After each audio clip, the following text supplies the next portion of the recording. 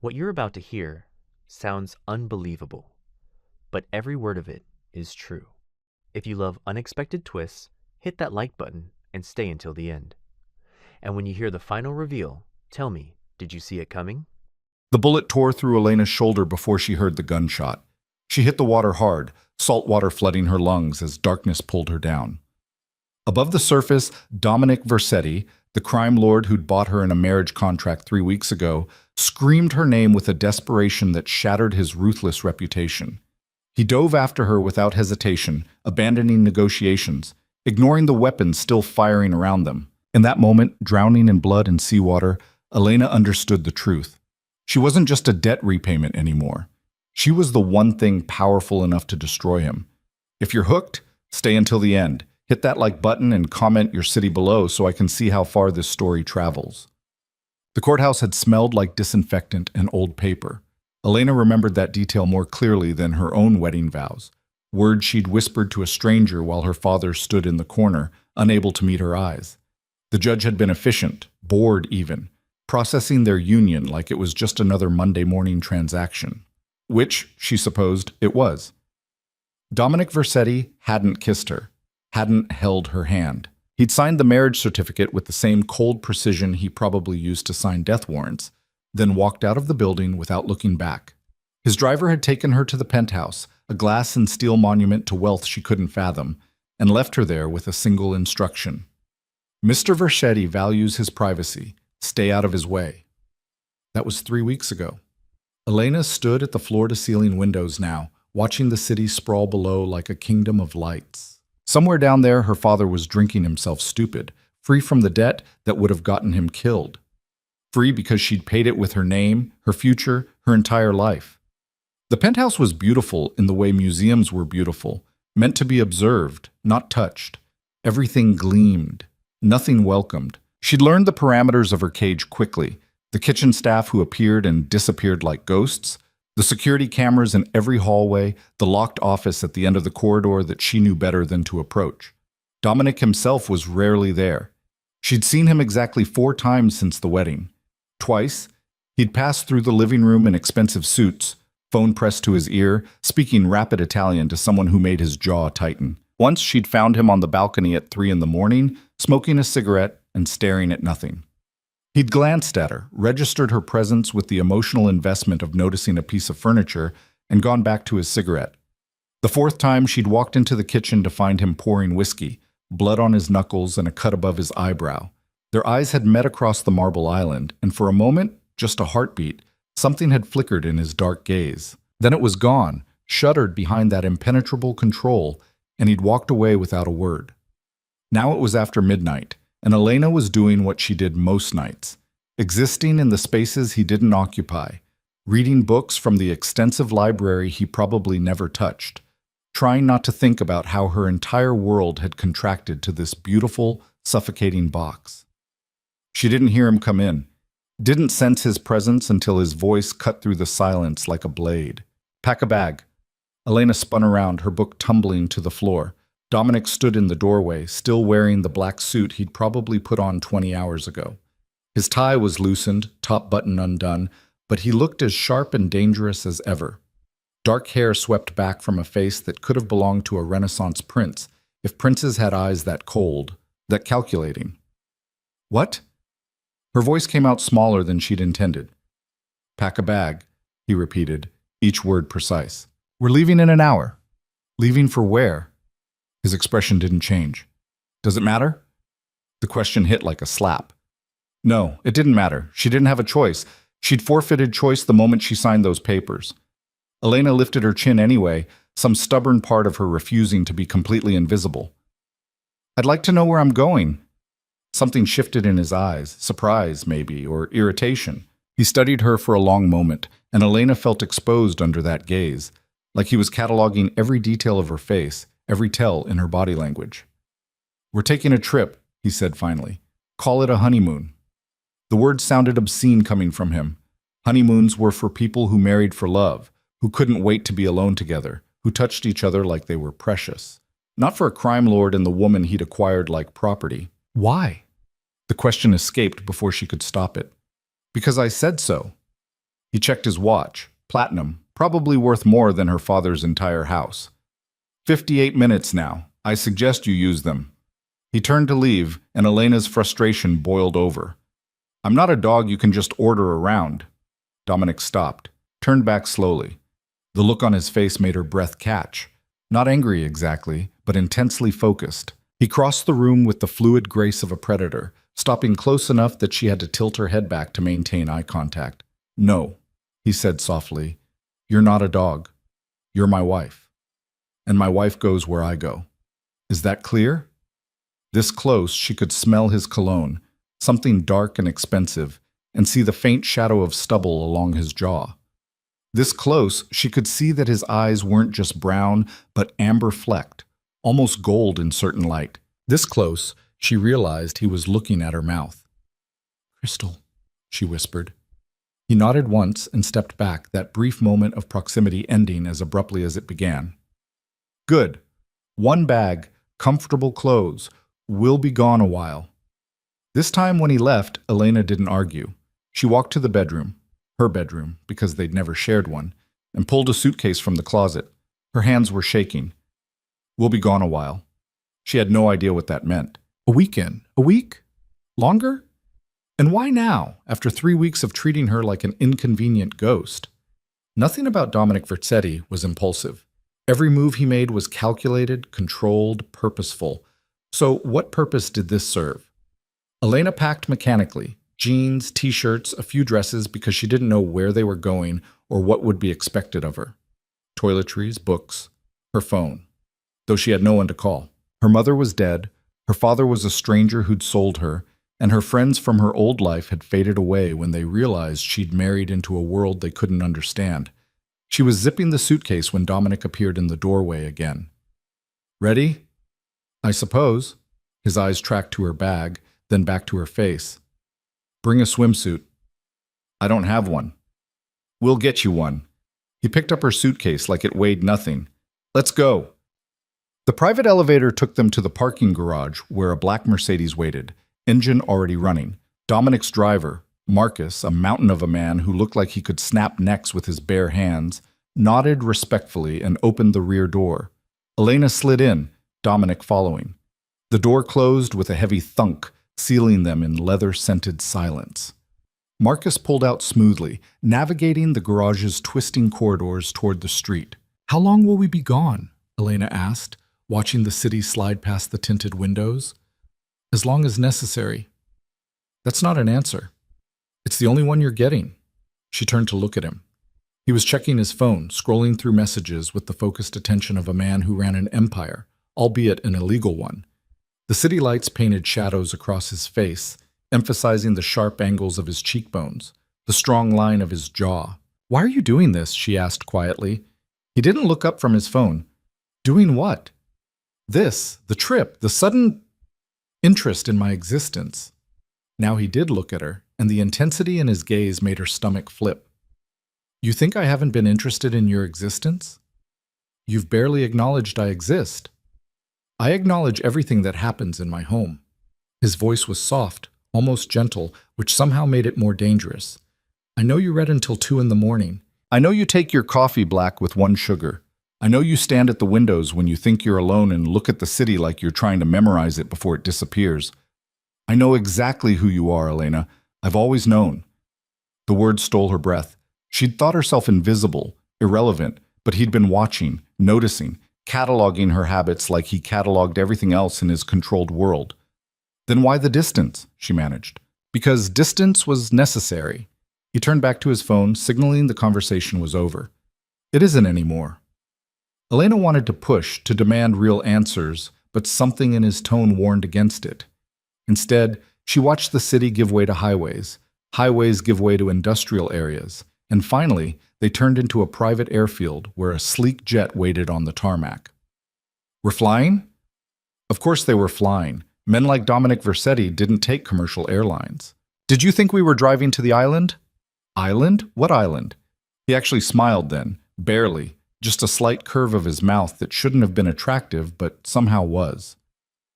You'll see. The jet was ridiculous. Cream leather seats, polished wood accents, a bedroom in the back that she tried very hard not to think about. A flight attendant materialized with champagne that Dominic waved away and coffee that Elena accepted gratefully. Once they were airborne, Dominic removed his jacket, rolled up his sleeves, and opened a laptop. Elena tried to read her book, but her mind kept circling back to his words in the car. I know exactly who you are. I've always known. What did that mean, and why did it make her heart race? She must have dozed off eventually because she woke to Dominic's hand on her shoulder, gentle but firm. We're landing. The window revealed dawn breaking over endless blue water, and there, rising from the ocean like something from a dream, was an island, lush green mountains, white sand beaches, and what looked like a sprawling villa perched on a cliff overlooking the sea. Where are we? Elena breathed. Somewhere no one will find us. Dominic was watching her reaction, she realized. Actually watching, like her response mattered. Somewhere we can be alone. The plane touched down on a private runway cut into the hillside. A jeep waited, and Dominic drove this time, Marcus having stayed behind. The road wound through tropical forest alive with bird calls and the rustle of unseen creatures. The air smelled like salt and flowers and rain. The villa was stunning, all white stone and massive windows designed to blur the line between inside and outside. The staff greeted them with quiet efficiency, taking their bags, offering refreshments, then disappearing as if by magic. The master suite is upstairs, Dominic said, leading her through rooms filled with art and light. Your things are already there. Our things? Elena asked carefully. He stopped on the stairs, turned to face her. I told you this was a honeymoon. What did you think that meant? Her heart was hammering now. We don't share a bed? He climbed another step, closing the distance between them. No, we haven't, but we will here. It wasn't a question. It was a statement of fact, delivered in that calm, absolute tone that said he'd already decided and her opinion was irrelevant. Except his eyes. His eyes were asking for something. Permission, maybe. Or acceptance. I married you for a business arrangement, Elena said, proud that her voice stayed steady. You made that very clear. I did. He reached out, and she thought he might touch her face, but his hand dropped. Things change. In 3 weeks? No. His jaw tightened. Not in 3 weeks. He continued up the stairs, leaving Elena to follow or stay frozen on the landing. She followed. Of course she followed. What choice did she have? The master suite was gorgeous. Huge bed with gauzy white curtains, balcony overlooking the ocean, bathroom that looked like something from a luxury spa. Her suitcase sat at the foot of the bed next to one she assumed was Dominic's. Unpack, he said. Get comfortable. We have dinner at 8. And until then, the island is yours. Explore, swim, whatever you want. He paused at the door. Just don't try to leave. Would that be a problem? His smile was cold. There's nowhere to go, Elena. We're alone here, completely alone. After he left, Elena walked to the balcony and gripped the railing. The ocean stretched endlessly, impossibly blue. Paradise.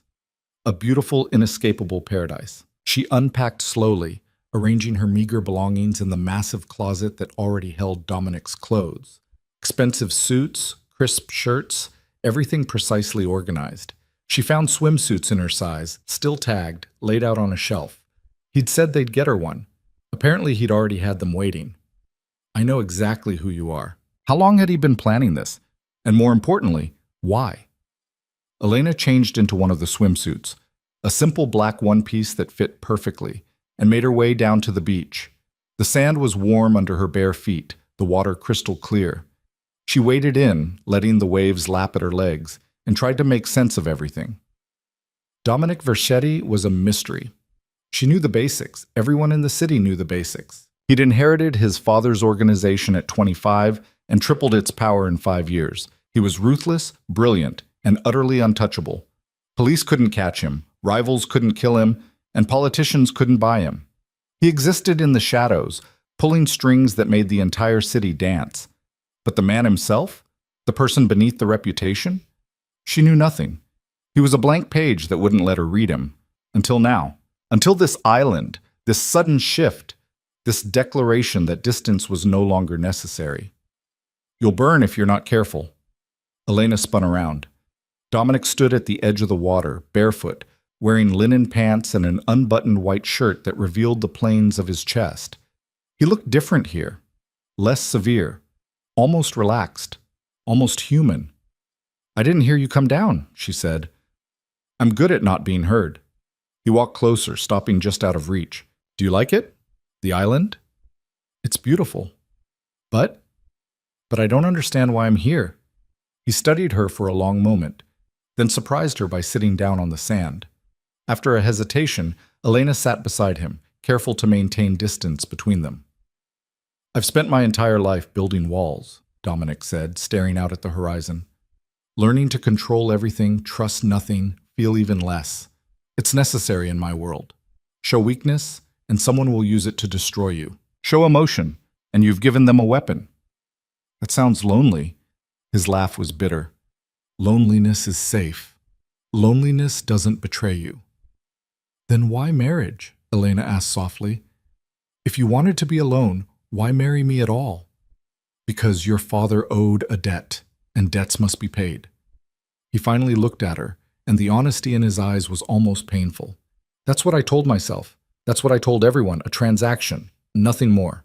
But I saw you first at that restaurant. Do you remember? 6 months before your father came to me, desperate and broken. You were waiting tables and some drunk asshole grabbed your wrist. You didn't scream, didn't cry. You looked him in the eye and told him if he didn't let go, you'd break his fingers. And you meant it. I could see it. Elena did remember.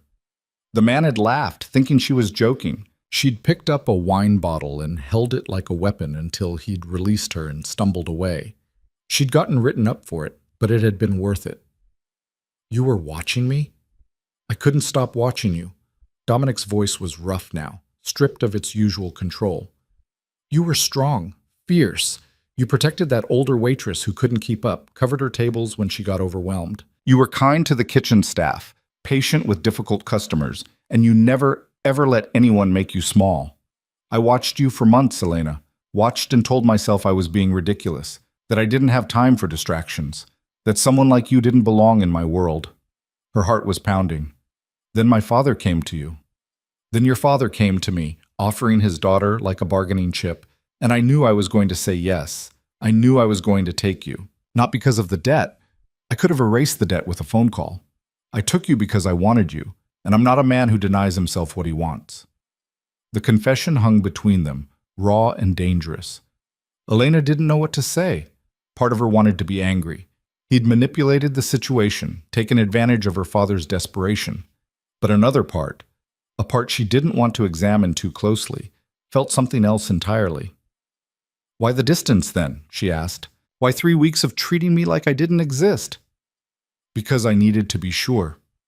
He turned to face her fully now, and she'd never seen his expression so open, so vulnerable. I've destroyed people, Elena. I've made choices that haunt me. I've built my empire on blood and fear and calculated violence. I needed to be sure that having you close that I wouldn't hurt me? Ruin you. The words were barely a whisper. You're light, and I'm nothing but darkness. I needed to be sure I could keep those things separate, that I could have you in my life without dragging you into the worst parts of it. And now? Are you sure? His hand came up, finally making contact, fingers tracing her cheekbone with devastating gentleness. No, but I can't stay away anymore. I tried, Elena. For 3 weeks I tried to leave you untouched, to keep this marriage on paper only. And I can't do it, not for another day. She should pull away, should remind him that she hadn't asked for any of this, that he'd taken her choice and her freedom and expected gratitude in return. But his touch was doing something to her, making her skin hum and her breath catch, and when he leaned closer, she didn't move. Tell me to stop, he murmured, his mouth inches from hers. Tell me you don't want this, and I'll walk away. I'll keep my distance. I'll let you live in that penthouse like a ghost, and I won't touch you again. It was the first real choice he'd given her, the first moment of actual power. She could end this now, establish boundaries, protect herself from whatever this dangerous thing was growing between them. Instead, she whispered, Don't stop. He kissed her like he'd been starving for it, fierce and consuming and absolutely devastating. His hand slid into her hair, tilting her head back, and she gripped his shirt to keep from falling. The kiss tasted like salt and heat, and something darker, something addictive. When they finally broke apart, both breathing hard, Dominic rested his forehead against hers. "This changes everything," he said. "I know. I won't be able to let you go after this. You understand that? Once I have you, really have you, I won't let you walk away." It should have terrified her. Instead, it sent a thrill down her spine. "Maybe I don't want to walk away." His eyes searched hers, looking for doubt, for hesitation. Whatever he saw made him smile. A real smile this time, warm and genuine and heartbreakingly beautiful. "Come on." He stood, pulling her up with him. "I'll show you the rest of the island." They spent the afternoon exploring. Dominic showed her hidden coves and jungle waterfalls, pointed out rare birds, and told her the island's history, how he'd bought it 5 years ago as a refuge, somewhere untouched by his empire's ugliness. He was different here, she realized. Lighter. The crushing weight of his responsibilities seemed to lift in this place, revealing glimpses of the man he might have been in another life. They talked about inconsequential things, favorite foods, childhood memories, books they'd loved. Elena told him about her mother's death when she was 16, how she dropped out of college to care for her father, how that responsibility had slowly consumed her entire life until the restaurant job was all she had left. Dominic told her about growing up in his father's shadow, about learning that love was weakness and trust was suicide, about the first time he'd killed someone and how it had felt like crossing a line he could never uncross. "I was 17, he said, sitting on a sun-warmed rock while waves crashed below. He was one of my father's men, caught stealing. My father handed me a gun and told me to handle it, to prove I was ready." "Did you?" Elena asked softly. "I pulled the trigger, watched him fall, and my father smiled like I'd finally become what he'd always wanted, a weapon he could wield." Dominic's jaw clenched. "I've been that weapon ever since." "You're more than that." He looked at her sharply. "Am I?" "Yes." She moved closer, taking his hand. "You're the man who bought an island because you needed beauty in your life. Who noticed a waitress protecting her coworker? Who's been planning this trip for weeks because you wanted to give me something beautiful instead of just taking?" His fingers tightened around hers. "How do you see that? How do you look at me and see anything but the monster?" "Because I'm looking at you, not your reputation." She brought his hand to her lips, pressed a kiss to his scarred knuckles. "And I think you're more afraid of that than anything else." He didn't respond with words. Instead, he pulled her close and kissed her again, slower this time, deeper, like he was trying to memorize the taste of her. When the kiss ended, he kept her close, his arms wrapped around her like she might disappear if he let go. "I meant what I said," he murmured against her hair. "I won't let you go. Not now." "Good," Elena whispered back, "because I'm not going anywhere." They returned to the villa as the sun began to set, painting the sky in shades of orange and gold. Dinner was served on the terrace, fresh seafood, local fruit, wine that probably cost more than Elena had made in a year of waiting tables. But she barely tasted any of it, too focused on the man across from her. Dominic had shed the last of his armor here. He laughed at her jokes, argued playfully about literature, told stories about his childhood with genuine warmth instead of his usual careful distance. This was the man beneath the crime lord, she realized. This was who he might have been if the world had been kinder. After dinner, they walked along the beach under stars so bright they seemed impossible. The waves provided a gentle soundtrack, and somewhere in the jungle, nightbirds called to each other. "I want to show you something," Dominic said, leading her toward the villa's cliffside. They climbed a narrow path to a lookout point, and Elena gasped. The ocean stretched endlessly below, bioluminescent plankton making the waves glow electric blue with each crash against the rocks. It was like watching liquid stars, beautiful and otherworldly. "I've never seen anything like this," she breathed. "I know." He stood behind her, arms coming around her waist, chin resting on her shoulder. "I wanted you to have this. Something that's just yours. A memory that belongs to no one else." She turned in his arms, looking up at his face painted in starlight and wonder. "Thank you." For what? For seeing me. For bringing me here. For being real with me. His hand cupped her face, thumb tracing her lower lip. Elena, I need you to understand something. My world is dangerous. The people I deal with, the things I do, they're not romantic. They're ugly and brutal and unforgiving. Being with me means accepting that darkness. I know. Do you? Because once we cross this line completely, once we make this marriage real, there's no going back. You'll be a target. Anyone who wants to hurt me will try to use you. I can protect you, but I can't guarantee your safety. Not completely. Nothing's guaranteed, Elena said softly. I learned that when my mother died, when my father fell apart, when I realized I was completely alone in the world. At least with you, I'm choosing my risk. I'm choosing you. Something cracked in his expression, some last wall crumbling. He kissed her with a desperateness that spoke of years of loneliness, of wanting and denying, of finally letting himself have something he needed more than air. Come with me, he said roughly, taking her hand. He led her back to the villa, up the stairs to their room. The massive bed waited, gauzy curtains moving in the ocean breeze. Dominic stopped at the foot of it, turning to face her with an intensity that made her shiver. Last chance, he said. Tell me to sleep on the couch, and I will. Tell me you need more time, and I'll give it to you. But if you stay, if we do this, I won't be able to pretend anymore that this is just a business arrangement. You'll be mine, Elena, completely. She'd spent her whole life being careful, playing it safe, putting everyone else's needs before her own. For once, just this once, she wanted to be reckless. Wanted to choose something for herself, consequences be damned. I'm already yours, she whispered. I think I have been since that courthouse. The kiss was incendiary. Dominic lifted her effortlessly, laying her on the bed with a reverence that made her heart ache. His hands were everywhere, gentle but possessive, mapping her body like territory he was claiming. When he finally stripped away the last barriers between them, when skin met skin and breath mixed with breath, Elena felt something shift fundamentally in the universe. This wasn't just physical. This was a claiming, a binding, a promise made with bodies instead of words. And when Dominic whispered her name like a prayer, when he moved inside her with the intensity that bordered on worship, Elena understood that she'd been wrong about everything. This marriage hadn't stolen her freedom. It had given her something she'd never had before. Someone who saw her completely and chose her anyway. Someone who would burn the world down to keep her safe. Later, wrapped in expensive sheets with Dominic's heartbeat steady beneath her ear, Elena felt something she hadn't felt in years. Hope. Maybe even happiness. What are you thinking? Dominic asked, fingers tracing lazy patterns on her shoulder.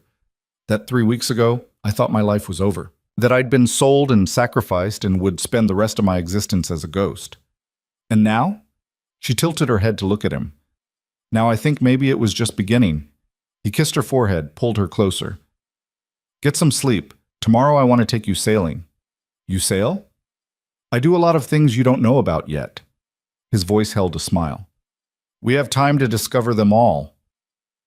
Time.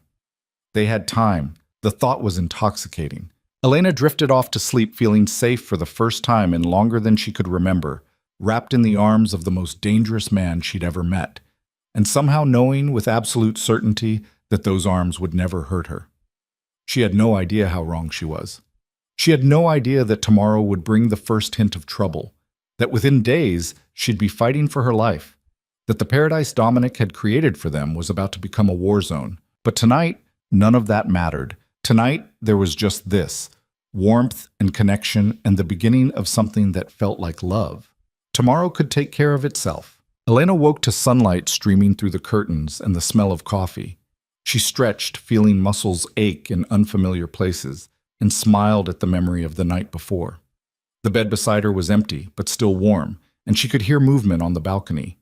Dominic stood at the railing, wearing only black sleep pants, a cup of coffee in his hand as he surveyed his island kingdom. The morning light painted his skin gold, highlighting the tattoos she'd discovered last night.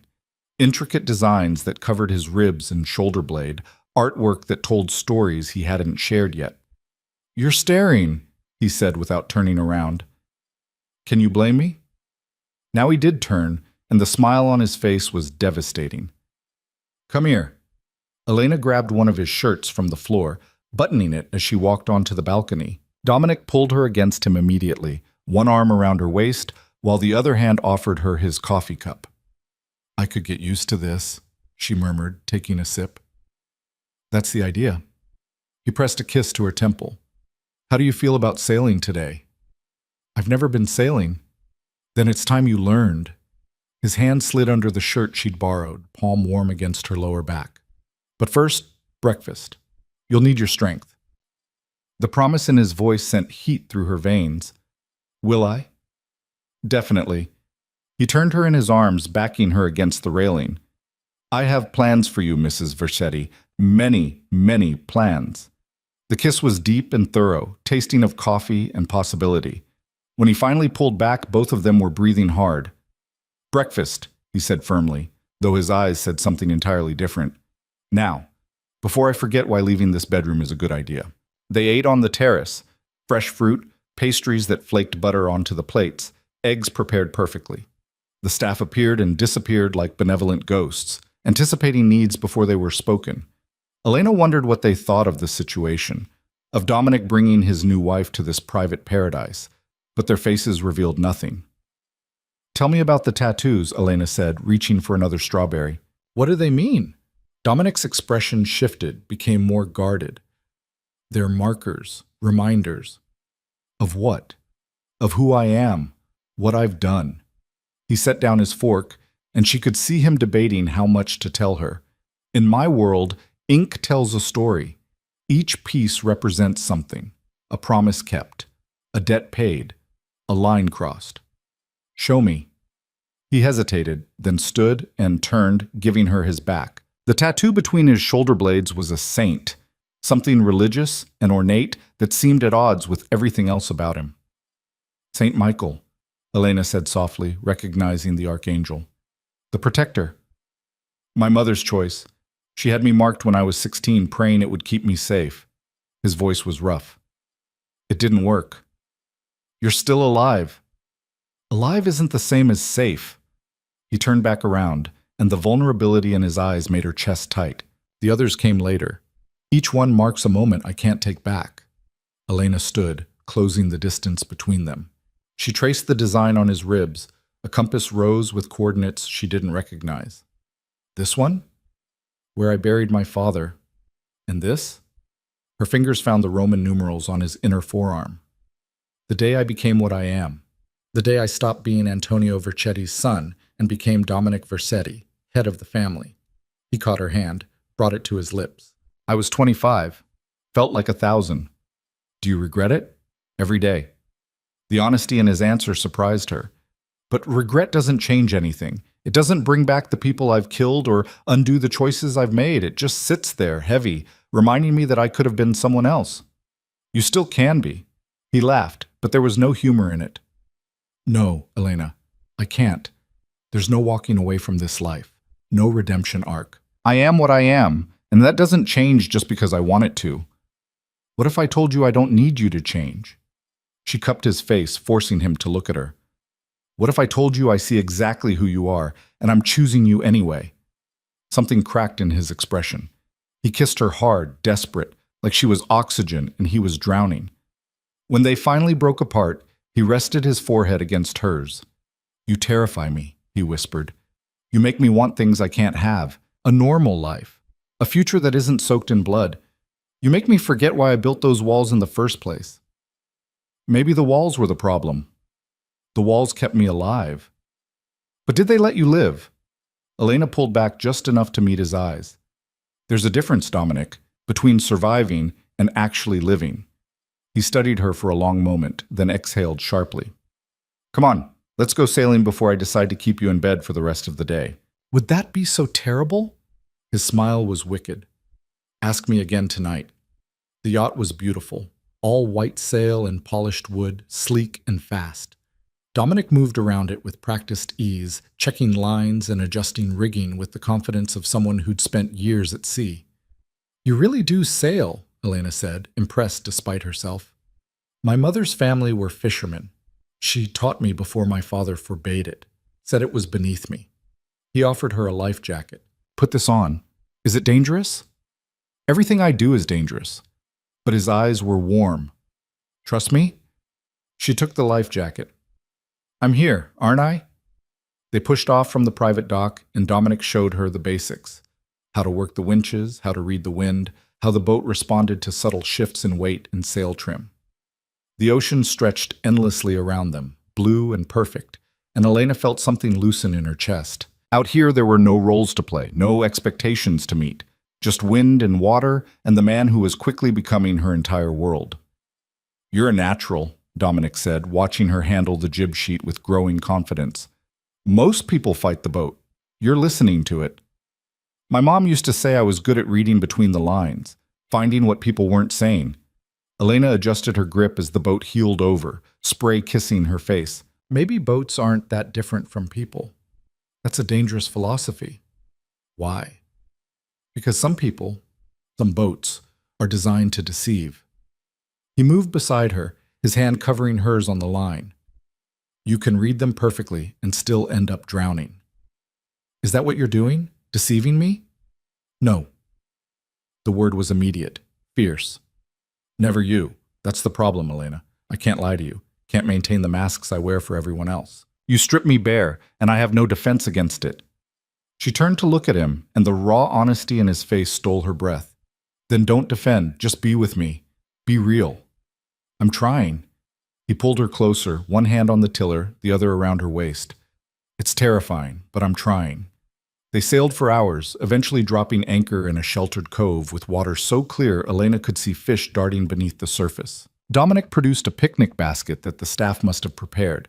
Sandwiches, fruit, wine chilled to perfection. Do you do this often? Elena asked, biting into fresh bread and prosciutto. Come out here alone? Used to. Before you. He poured wine into plastic cups that somehow still felt elegant. It was the only place I could think without interruption. No phones, no advisors, no responsibilities. Just silence. And now? Now I can't imagine being here without you. He said it simply, like it was fact rather than sentiment. You've ruined solitude for me. Sorry? Don't be.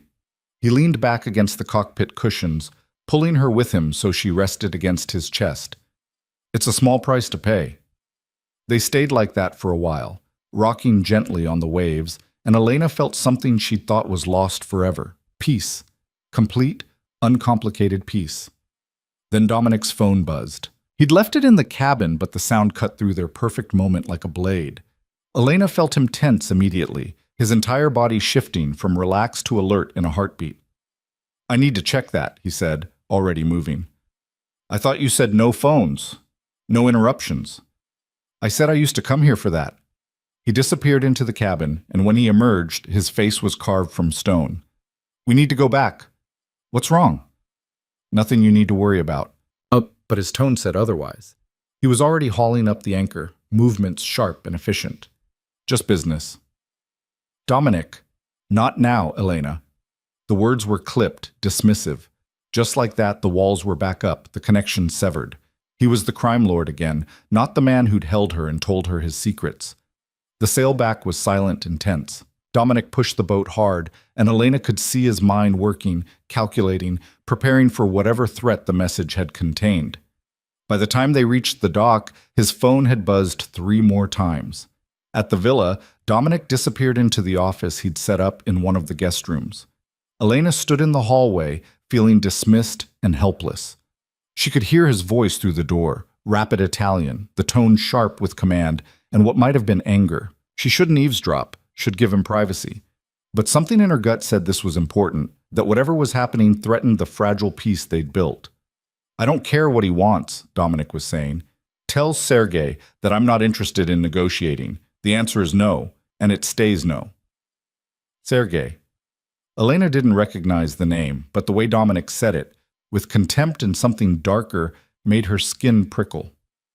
He's threatening what? A pause. Let him try. The island is secure. No one knows we're here. Another pause. Longer this time.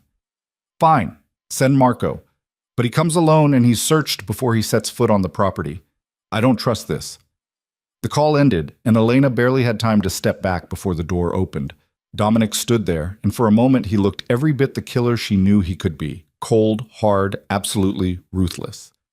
Then he saw her face, and something shifted. "How much did you hear?" "Enough to know you're in trouble." "I'm always in trouble. It's the nature of what I do." He started to close the door to shut her out, but Elena put her hand on it. "Don't," she said quietly. "Don't push me away. You promised me real. This is part of real, isn't it? The dangerous part you warned me about." His jaw clenched. "It's handled. Who's Sergei? No one you need to concern yourself with. Dominic, Elena." Her name was a warning. "This is exactly why I kept my distance. Why I tried to keep you separate from all of this. You don't need to know these things. You don't need to be involved. I became involved the moment I married you. Or did you forget that part?"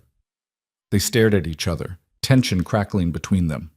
Finally, Dominic exhaled and ran a hand through his hair. "Sergei Antonov. He runs operations in the Eastern Territories. We have an understanding. He stays out of my business, I stay out of his." His voice was flat, emotionless. "Recently, he's decided that understanding isn't enough. He wants a partnership. And you don't. Sergei is rabid, unpredictable. He's good for business in the short term, but eventually he'll turn on you. It's in his nature." Dominic's hand found her waist, pulling her closer almost unconsciously. "I told him no 6 months ago.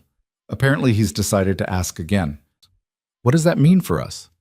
"It means one of my men is coming here tomorrow to brief me. It means I'll need to make some calls, solidify some alliances, remind certain people why crossing me is a bad idea." His thumb traced circles on her hip. "It means our honeymoon might be shorter than I planned. We could go back to the city." "No." The word was absolute. "I brought you here to keep you safe, away from exactly this kind of situation. We're staying. But if this Sergei is a threat, he's always been a threat. That hasn't changed." Dominic cupped her face, and his expression softened slightly. "I have security here. The island is locked down. No one gets on or off without my knowledge. You're safe, Elena. I promise you that." She wanted to believe him, wanted to sink back into the bubble they'd created and pretend the outside world didn't exist. But something felt wrong, like a storm building on a distant horizon. "Okay," she said finally, "but no more shutting me out. If something's happening, I want to know. Some things are better left unknown. That's not your choice to make anymore." She held his gaze, refusing to back down. "You married me, Dominic. You brought me here and told me this was real. Well, real goes both ways. You don't get to protect me from reality just because it's ugly." A slow smile curved his mouth. "You're not going to make this easy on me, are you?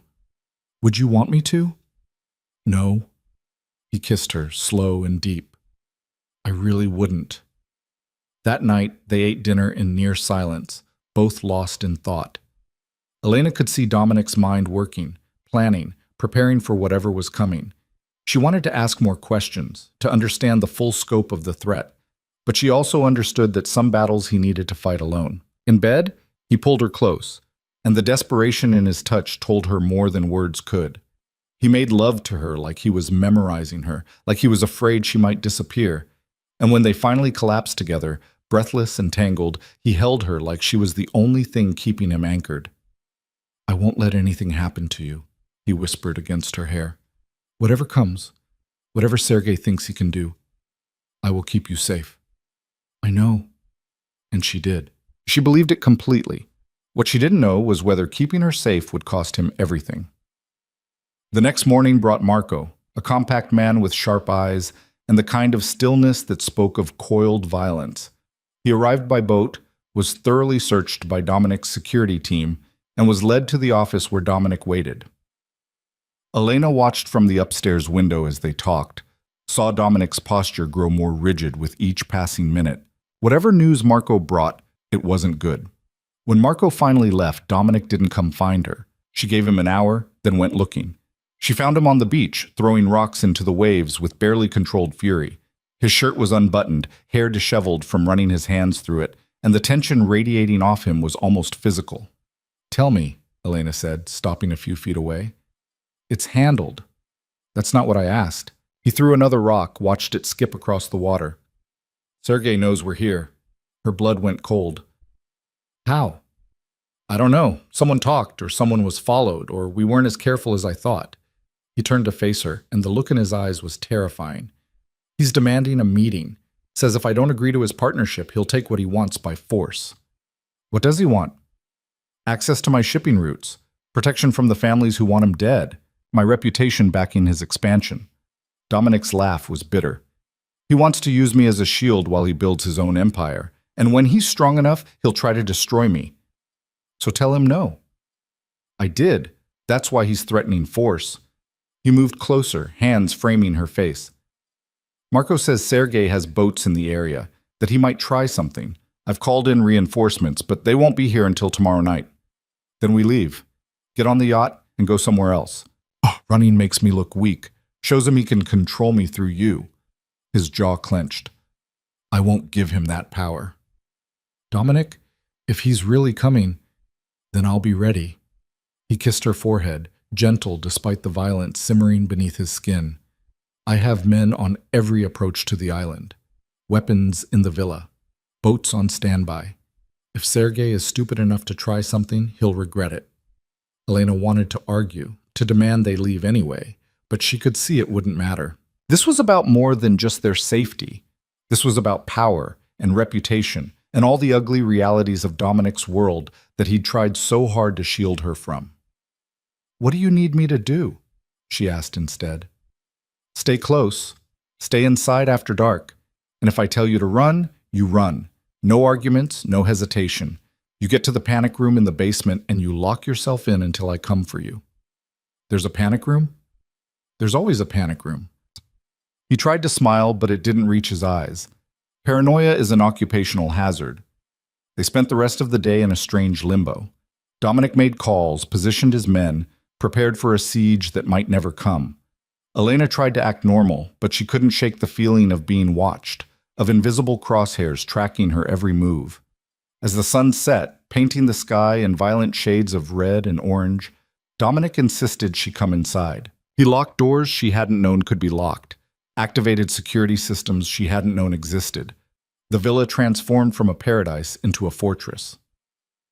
I need you to promise me something, Dominic said as they stood in the bedroom, the ocean stretching dark and endless beyond the windows. What? If something happens to me, if this goes wrong, you take the boat docked on the north side.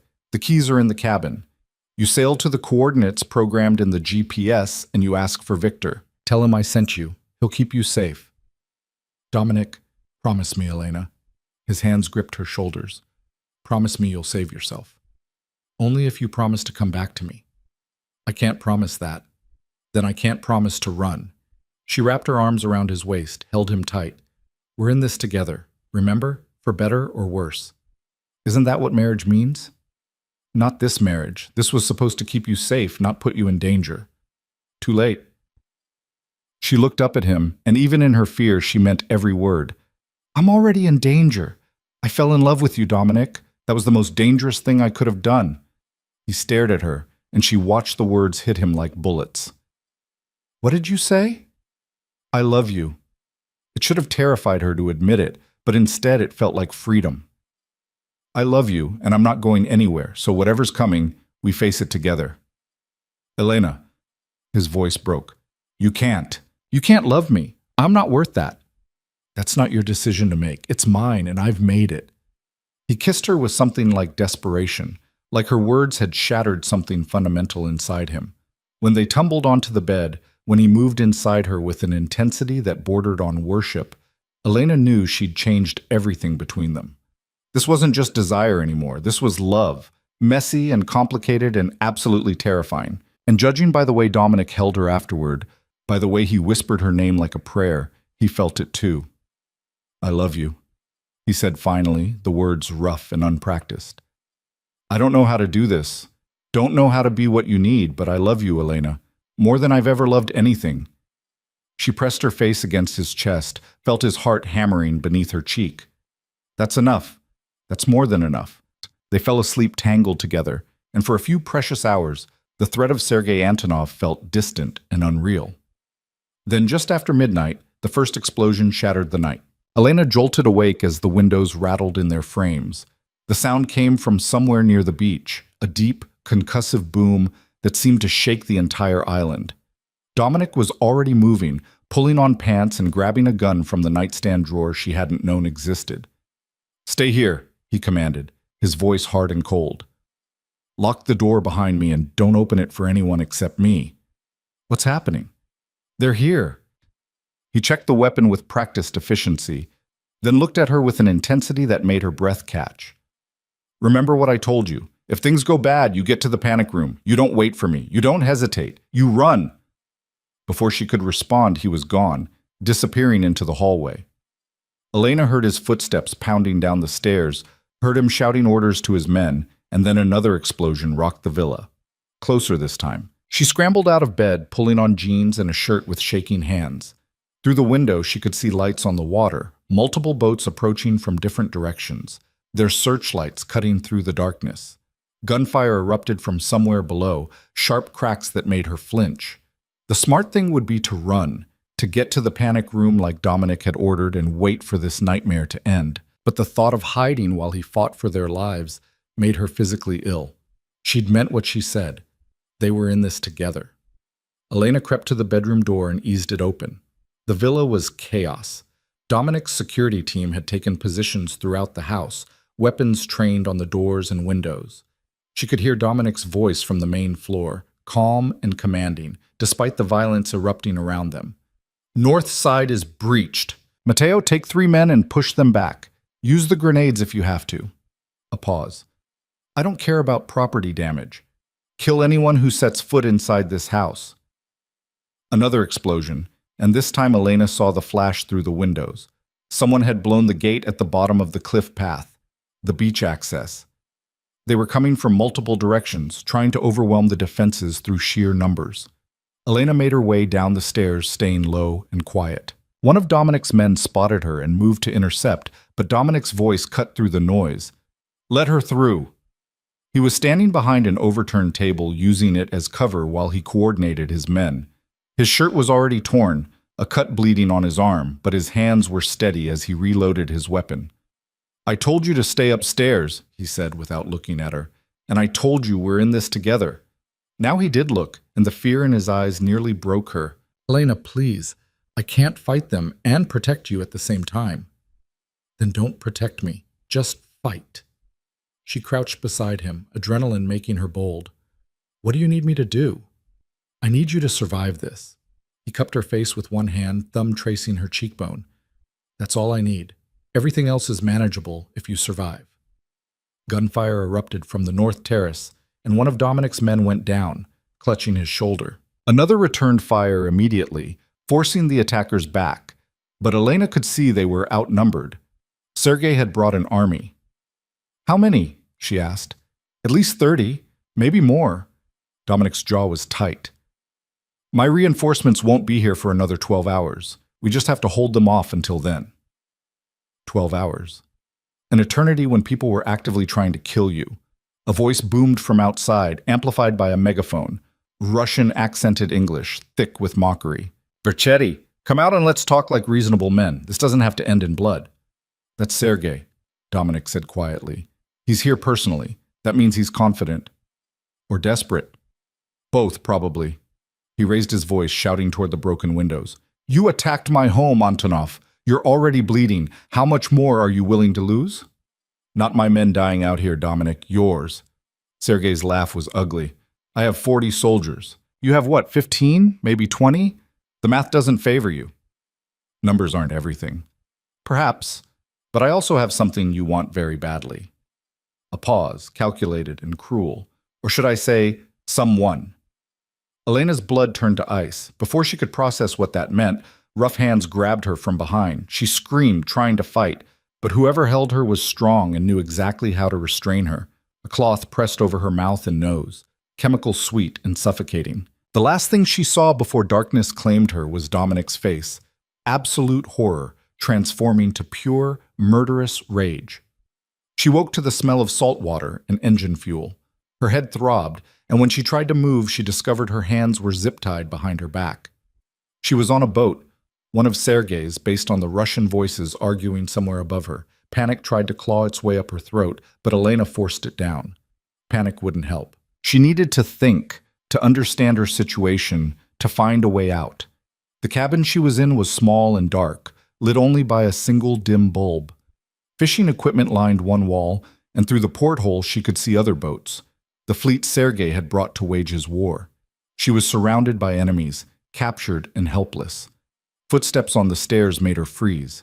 The door opened and a man entered. Late 40s, silver threading his dark hair, expensive suit completely at odds with the violence he'd just orchestrated. Sergei Antonov in the flesh. "Ah, you're awake. Good." He pulled up a crate and sat down, studying her like she was a particularly interesting specimen. "I apologize for the rough treatment, Mrs. Versetti. My men can be, enthusiastic." Elena said nothing, just stared at him with all the hatred she could muster. "Not going to speak? That's fine. I'll do the talking." He leaned back, utterly relaxed despite having just invaded an armed compound. "You see, your husband is a stubborn man. He doesn't understand compromise. Doesn't understand that sometimes you have to give a little to gain a lot."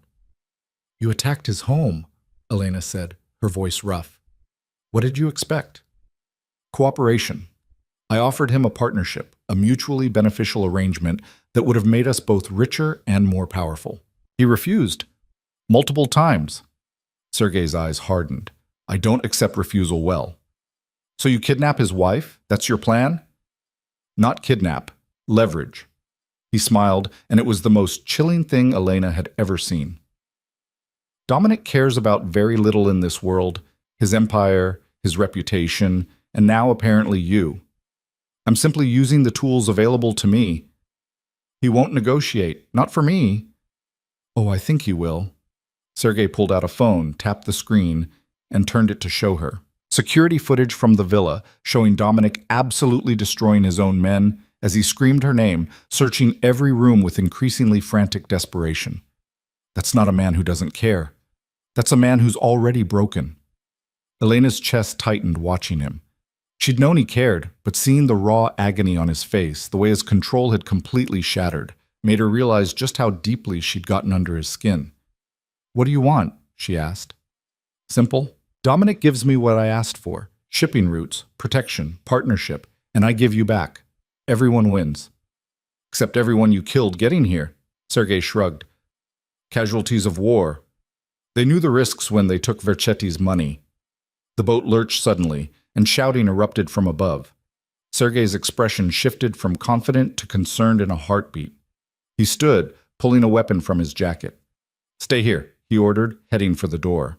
"Try anything, and I'll have you shot." The moment he was gone, Elena started working on the zip ties. They were tight, cutting into her wrists, but she'd watched enough crime shows to know the trick. Raise your arms, bring them down hard against your lower back, using force to snap the plastic. It took 3 tries and left her wrists raw and bleeding, but the ties broke. She stood on shaking legs and looked around the cabin for anything she could use as a weapon. The fishing equipment yielded a gutting knife, small but razor sharp. Better than nothing. Above, the sounds of fighting intensified. Gunfire, screams, something heavy hitting the deck. Elena crept up the stairs, knife gripped tight, and peered out. Chaos. Absolute chaos. Dominic had brought the fight to them, boarding Sergei's command boat with a team of his men. Bodies littered the deck, and the water around the boats was churned white with violence. She watched Dominic take down 2 men with brutal efficiency, moving like violence incarnate, and understood why people feared him. Then she saw Sergei, flanking Dominic from behind, weapon raised. Elena didn't think. She burst from the cabin and screamed, "Dominic!" He turned, saw Sergei, and dropped just as the shot fired. The bullet meant for his head caught him in the shoulder instead, spinning him around. He hit the deck hard, weapon skittering away. Sergei turned the gun toward Elena, and time seemed to slow. She saw his finger tighten on the trigger, saw Dominic struggling to rise, saw her own death approaching with terrible clarity. Then one of Dominic's men tackled Sergei from the side, and the shot went wide. The 2 men grappled, fighting for control of the weapon, and Dominic used the distraction to retrieve his gun and get back on his feet. "Elena, get down!" he shouted. She dropped just as he fired. The shot took Sergei's man in the chest, and he went down hard. Sergei himself scrambled for cover, still armed but now outnumbered as more of Dominic's reinforcements swarmed the boat. Dominic fought his way to Elena, blood streaming from his shoulder, but his eyes locked on her with laser focus. "Are you hurt?" "I'm fine. Your shoulder doesn't matter." He pulled her behind a stack of crates, shielding her body with his own. "Stay down. This isn't over." Sergei's voice cut through the gunfire. "Enough! Everyone stop shooting!" The violence paused, both sides wary. Sergei stood near the boat's edge, weapon pressed to the head of one of Dominic's men. Young, couldn't be more than 20. "Here's what's going to happen," Sergei said, breathing hard. "You're going to let me leave, all of us, or I start executing your people one by one, starting with this boy." "Let him go," Dominic said, his voice deadly calm. "This is between us, Sergei. Leave my people out of it. Your people attacked my boats. Your people killed my men. They're very much in it." Sergei's finger tightened on the trigger. "Make your choice, Vercetti, your pride or his life." Elena watched Dominic's face, saw the calculation happening behind his eyes. He was weighing options, probabilities, trying to find a way to win without sacrificing the kid. But she could also see he was coming up empty. "Take me instead," she said, standing up. "Elena, no!" Dominic grabbed for her, but she stepped out of reach. "Let the boy go. Take me. I'm worth more to you anyway." She looked at Sergei, praying he'd take the bait. "You wanted leverage. Here I am." Sergei's eyes narrowed. "Interesting. The lady has courage." He considered for a moment, then shoved the young man away. "Come here, Mrs. Vercetti. Slowly." "Don't," Dominic said, his voice breaking. "Elena, don't do this." "I love you," she told him, holding his gaze. "Trust me." She walked towards Sergei with her hands visible, the small knife tucked into her waistband at the small of her back where he couldn't see it.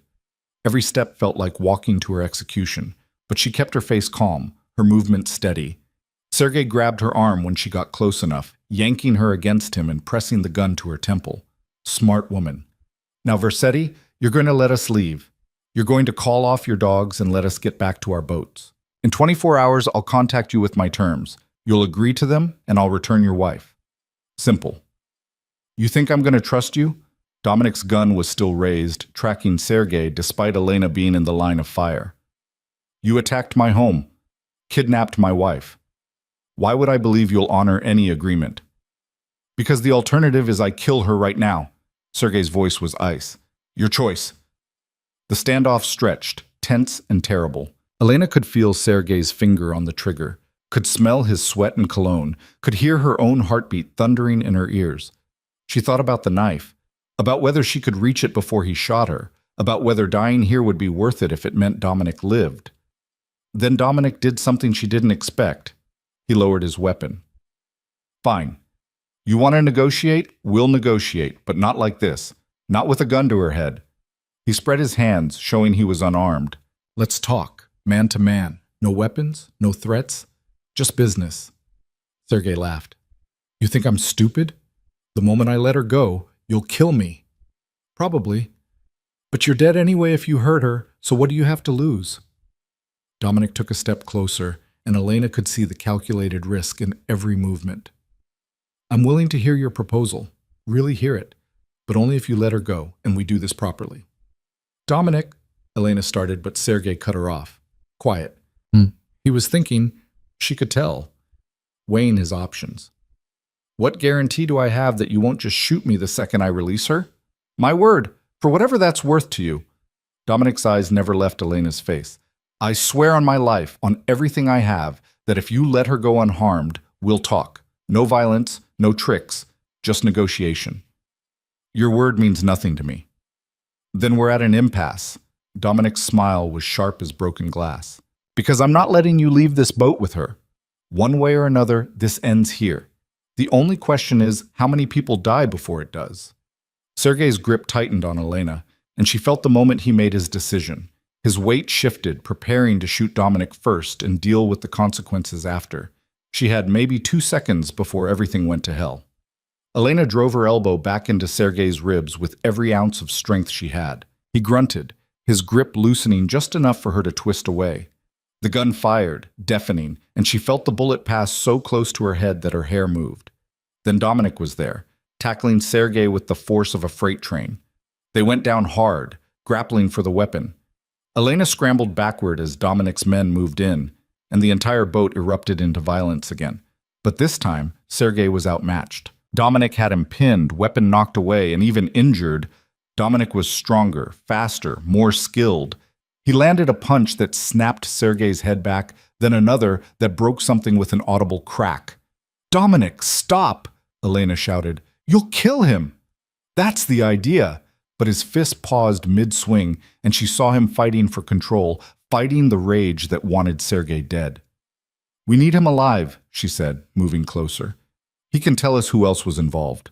Who betrayed you? He's worth more alive than dead." Dominic's hand was shaking, hovering over Sergei's bloodied face. Finally, he exhaled sharply and stood, leaving Sergei gasping on the deck. "Restrain him," he ordered his men, "and search these boats. I want every piece of intelligence they have. Names, numbers, everything." His men moved to obey, and Dominic turned to Elena. For a moment, they just stared at each other, the adrenaline and fear and relief crashing over them in waves. Then he was pulling her into his arms, holding her so tightly she could barely breathe. "Don't ever do that again," he said against her hair. "Don't ever offer yourself up like that. I can't—" His voice broke. "I can't lose you, Elena. I can't." "You didn't lose me. I'm here." She pulled back enough to see his face, saw the tears he was trying to hide. "But your shoulder? Doesn't matter. Nothing matters except that you're alive." He cupped her face and his hands were shaking. "When I couldn't find you, when I realized they'd taken you, I know, I saw the footage." She kissed him, tasting blood and salt and desperation. "I'm okay. We're okay." "We need to get back to the island," one of Dominic's men interrupted. "Sunrise in an hour. We should be secure before full light." Dominic nodded, still not letting Elena go. They transferred to his boat, leaving a team to guard Sergei and search the captured vessels. The trip back to the island was quiet, everyone processing what had just happened. At the villa, medics were waiting to treat Dominic's shoulder. He refused treatment until Elena was checked over first, despite her protests that she was fine. Only when the medic confirmed she had no serious injuries did he finally sit still and let them work on him. "Through and through," the medic said, cleaning the wound. "You're lucky. Another inch to the right, and it would have hit the bone." "Luck had nothing to do with it," Dominic said, his eyes on Elena. "She saved my life, warned me before Sergei could get a kill shot." "And then offered yourself as a hostage," the medic added, giving Elena a disapproving look. "That was incredibly foolish, Mrs. Versetti." "It worked, didn't it?" "This time," Dominic's voice was hard. "Don't expect it to work again." The medic finished stitching and bandaging, leaving them alone in the villa's destroyed living room. Dawn was breaking, painting the wreckage in soft gold light. Bullet holes pocked the walls, furniture was overturned, and blood stained the expensive rugs. It looked like a war zone, because it had been a war zone. "We should leave," Elena said quietly. "Go back to the city. This place isn't safe anymore." "Nowhere is safe." "Not really." Dominic stood, testing his shoulder. "But you're right. We can't stay here. Too many people know about it now." "What happens to Sergei?" "He'll be questioned, thoroughly. And when we have everything we need from him." Dominic's expression went cold. "Then he'll disappear. Permanently." Elena should have been horrified. Should have argued for mercy, for justice, through legal channels. But she'd seen the hatred in Sergei's eyes, heard the casual way he'd discussed killing her, and she couldn't find it in herself to care about his fate. "I'm not who I was 3 weeks ago," she said softly. "I should be upset about that. Should mourn the person I used to be, but I'm not. I'm just grateful we survived. That's my world changing you, making you harder." Dominic touched her cheek, and there was sorrow in his eyes. "That's exactly what I was afraid of. You didn't make me harder. You made me stronger. There's a difference." She took his hand, pressed it against her heart. "I chose this, Dominic. I chose you, and I'd do it again, knowing everything I know now."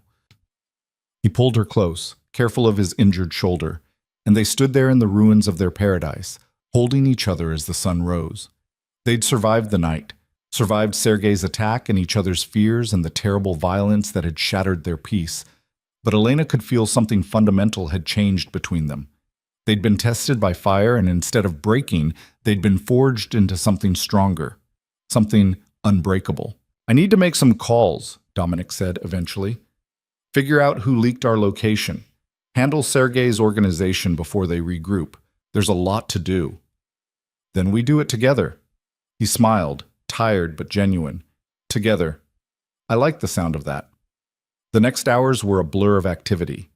Dominic coordinated with his people, arranged transportation back to the city, and began the brutal process of rooting out the traitor in his organization. Elena stayed by his side through all of it, learning the complexities of his empire, understanding for the first time the weight he carried every day. She also learned that the man who'd betrayed them was someone Dominic had trusted completely. His head of security, bought by Sergei months ago, and feeding information about the island, about their defenses, about everything. The betrayal hit Dominic hard, though he hid it well behind his usual mask. "How did you know?" Elena asked as they watched the security footage of the man being arrested. "What gave him away?" "He was too eager to send me here. Kept pushing when I hesitated." Dominic's jaw was tight. "I didn't want to believe it. Trusted him for 5 years. But the evidence doesn't lie. What will happen to him?" "The same thing that happens to all traitors." The coldness in his voice sent shivers down her spine. He knew the price of betrayal when he made his choice. By late afternoon, they were on a helicopter headed back to the city, the island shrinking behind them. Elena watched it disappear and felt a strange mix of emotions.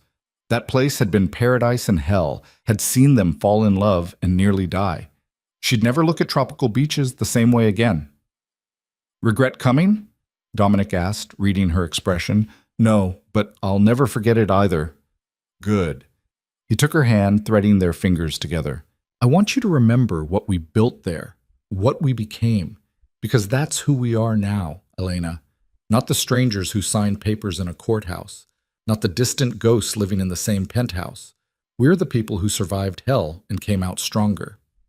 She leaned her head on his uninjured shoulder. "Where do we go from here?" "Home. The real one." He pressed a kiss to her hair. "And then we start building something that can't be torn down. An empire that's ours, not my father's. A life that's ours, not what we inherited or what was forced on us. We build it together, from the ground up." "That sounds like a lot of work." "It will be. But I can't think of anyone I'd rather do it with." The city appeared on the horizon, sprawling and familiar. Elena had left it as a bride bought and paid for, a transaction wrapped in legal documents. She was returning as something else entirely. Dominic Versetti's wife in every sense of the word, his partner, his equal, the woman who'd seen his darkness and chosen him anyway. The helicopter touched down on the penthouse roof. Dominic helped her out, and together they walked into the elevator that would take them down to their home. But everything felt different now. The penthouse wasn't a cage anymore. It was a fortress, a sanctuary, the place where they'd build their future. "Welcome home, Mrs. Versetti," Dominic said as the elevator doors closed. Elena smiled and pulled him down for a kiss. "It's good to be home." The penthouse felt different in the days following their return. The staff moved quieter, security was doubled, and Elena noticed cameras in places they hadn't been before. Dominic was transforming their home into something impenetrable, and she couldn't blame him. They'd learned the hard way that safety was an illusion that required constant vigilance. But the biggest change was between them. The distance that had defined their first weeks of marriage had evaporated completely. Dominic worked from home now, keeping her close, and Elena found herself pulled deeper into his world with each passing day.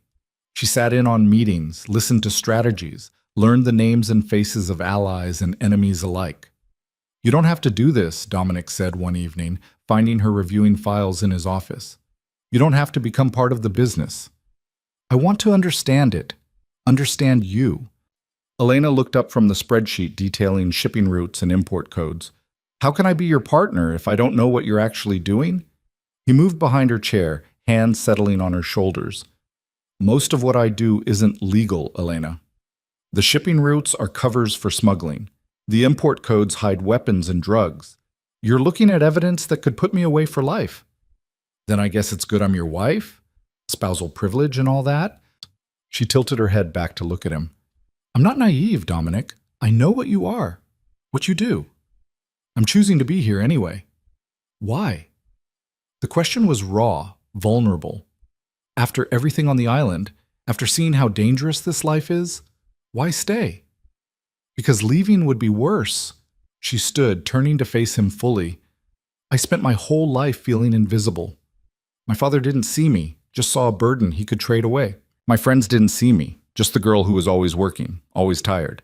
Even I didn't see myself, not really.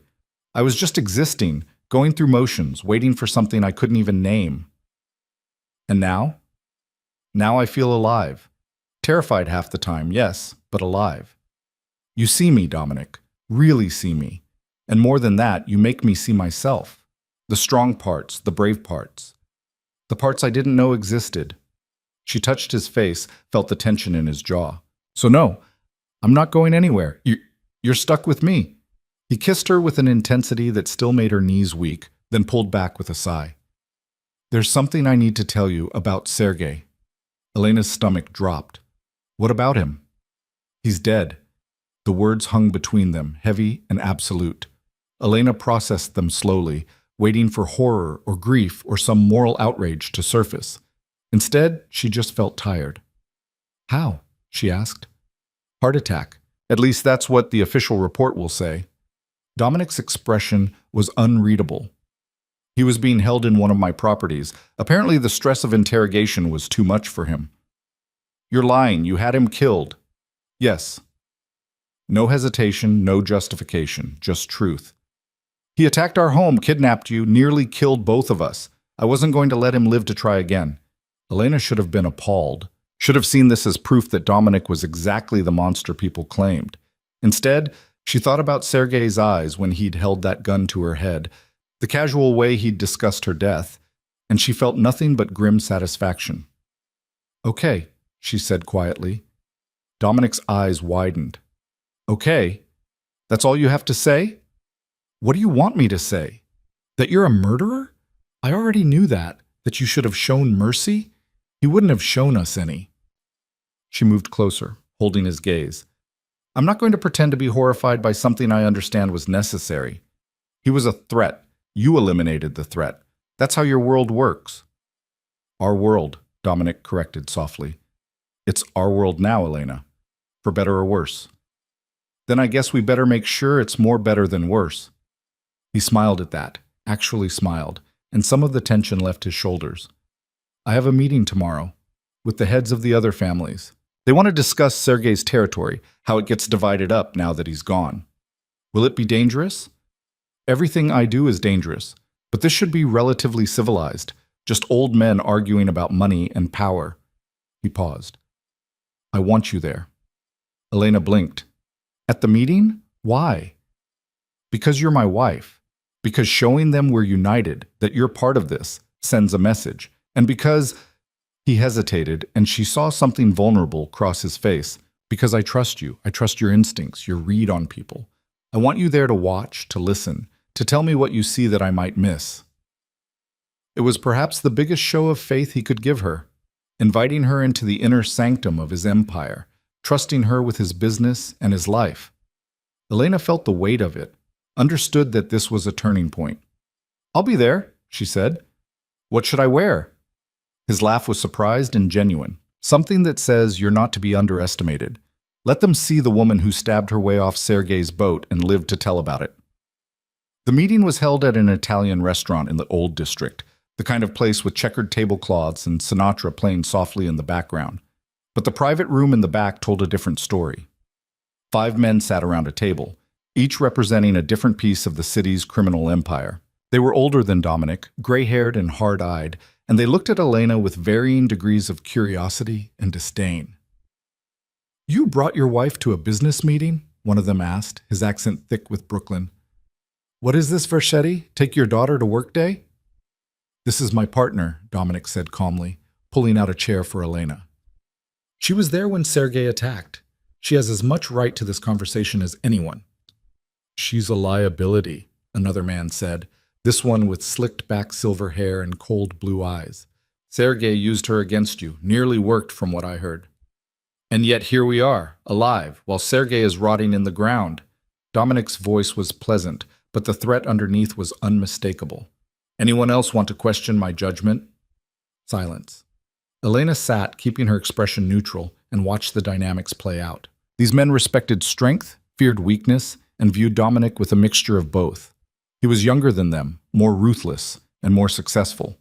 They resented him for it even as they needed his cooperation. Let's get down to business, the eldest man said, pulling out a map. Sergei controlled the eastern docks and the shipping routes through them. Someone needs to take over that operation before it falls into chaos. I'll take it, Dominic said immediately. My people are already in position. Of course you will, Brooklyn accent said sourly. Always the first to claim territory. I'm the one who eliminated the threat. The spoils go to the victor. That's how this works, gentlemen. The territory should be split, Blue-Eyed Man argued. Shared among the families. One person controlling that much of the waterfront upsets the balance. Then maybe you should have dealt with Sergei yourselves instead of waiting for him to become my problem. Dominic leaned back, utterly relaxed. I offered to share intelligence about his operation 6 months ago. Everyone at this table turned me down, said Sergei wasn't worth the trouble. Well, I dealt with the trouble. Now I'm dealing with the consequences. Elena watched them argue, watched the careful dance of threat and negotiation. These men were apex predators trying to divide territory without starting a war. It was fascinating and terrifying in equal measure. What does your wife think? The eldest man asked suddenly, looking directly at Elena. Should Dominic take all of Sergei's territory? It was a test, she realized. They wanted to see if she was just decoration or if she actually had a voice. Dominic's hand found hers under the table, a silent show of support. I think, Elena said carefully, that you're all focusing on the wrong question. Sergei's territory isn't the prize. The information he left behind is. He had files on everyone in this room, detailed records of your operations, your vulnerabilities. Whoever controls that information controls everything. The room went very quiet. The men exchanged glances, and Elena could see she'd touched a nerve. We already have those files, Dominic said, squeezing her hand. Recovered them during the raid on his boats. Names, dates, transactions, everything. And you didn't think to mention this? Blue-Eyed Man demanded, his face reddening. I'm mentioning it now. Dominic's smile was sharp. Here's what I propose. I take the eastern docks as planned. In exchange, I destroy the files. All of them. No one's secrets get used as leverage. No one has to worry about their business being exposed. Clean slate. How do we know you'll actually destroy them? Brooklyn accent asked suspiciously. Because keeping them makes me a target. Every one of you would spend the rest of your lives trying to steal or destroy that information. I'd never have peace. Dominic shrugged. I'm a businessman, not a blackmailer. The docks are worth more to me than dirt on people I have to work with. It was a smart play, Elena realized. Dominic was trading away leverage he could have used to control the other families in exchange for territory that would make him even more powerful, and he was doing it in a way that made them grateful instead of resentful. The eldest man nodded slowly. That's acceptable. Anyone disagree? No one did, though some looked like they wanted to. The meeting continued, discussing details and logistics, and Elena felt the tension slowly ease. They'd avoided a war, for now. After the meeting, as they walked to the car, Dominic pulled her close. That was brilliant. The thing about the information being more valuable than the territory. How did you know? Because that's what Sergei wanted from you, not just shipping routes, but protection, reputation, legitimacy. The intangibles are always worth more than the tangibles. Elena looked up at him. Did you really destroy the files? Hell no. They're in a safe deposit box under a false name, but they'll never know that. His smile was wicked. See? You're learning. You're a terrible influence on me. I know. It's one of my best qualities. The weeks that followed settled into a new rhythm. Elena learned the business, learned the players, learned how to read a room and when to speak and when to stay silent. Dominic's men began to accept her presence, and some even started coming to her directly with questions or concerns. She was becoming more than just the boss's wife. She was becoming part of the infrastructure. But with acceptance came danger. Someone tried to poison Dominic's coffee at a restaurant meeting. The assassin was caught before anything happened, but the message was clear. Not everyone was happy with the new power structure.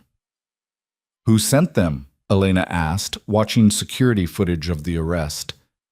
Could be anyone. I've made a lot of enemies. Dominic was too calm, and that scared her more than anger would have. I'm having all our food tasted from now on, and you don't eat or drink anything outside this penthouse unless I've cleared it first. That's not sustainable. It's necessary. He turned to face her, and the fear in his eyes was visceral. They're going after me through you, Elena. That's the pattern. First, Sergei kidnaps you. Now someone tries to poison what would have been your coffee, too. They know you're my weakness. Then we need to make me a strength instead. The idea had been forming in her mind for days. I want to learn to protect myself, really protect myself. Shooting, fighting, everything. Absolutely not. Why? Because you want to keep me helpless? Because I want to keep you alive, he was shouting now, control finally cracking. Every skill you learn, every defense you master, it just means you'll put yourself in more danger. You'll take more risks. You'll end up dead trying to prove you can handle this world, and I can't. His voice broke. I can't survive that, Elena. I can't survive losing you. She crossed to him, took his face in her hands. Then help me survive it. Teach me. Train me. Give me the tools I need instead of just hoping the walls around me are strong enough. They stared at each other, locked in silent battle. Finally, Dominic closed his eyes and exhaled. Okay, but you do exactly what the instructors tell you. No improvising, no showing off. You learn properly or you don't learn at all. Deal. The training started the next day. Dominic hired the best, former special forces for combat, a champion marksman for weapons, a security expert for tactical awareness. Elena threw herself into it with the same intensity she'd once applied to memorizing restaurant orders and managing difficult customers.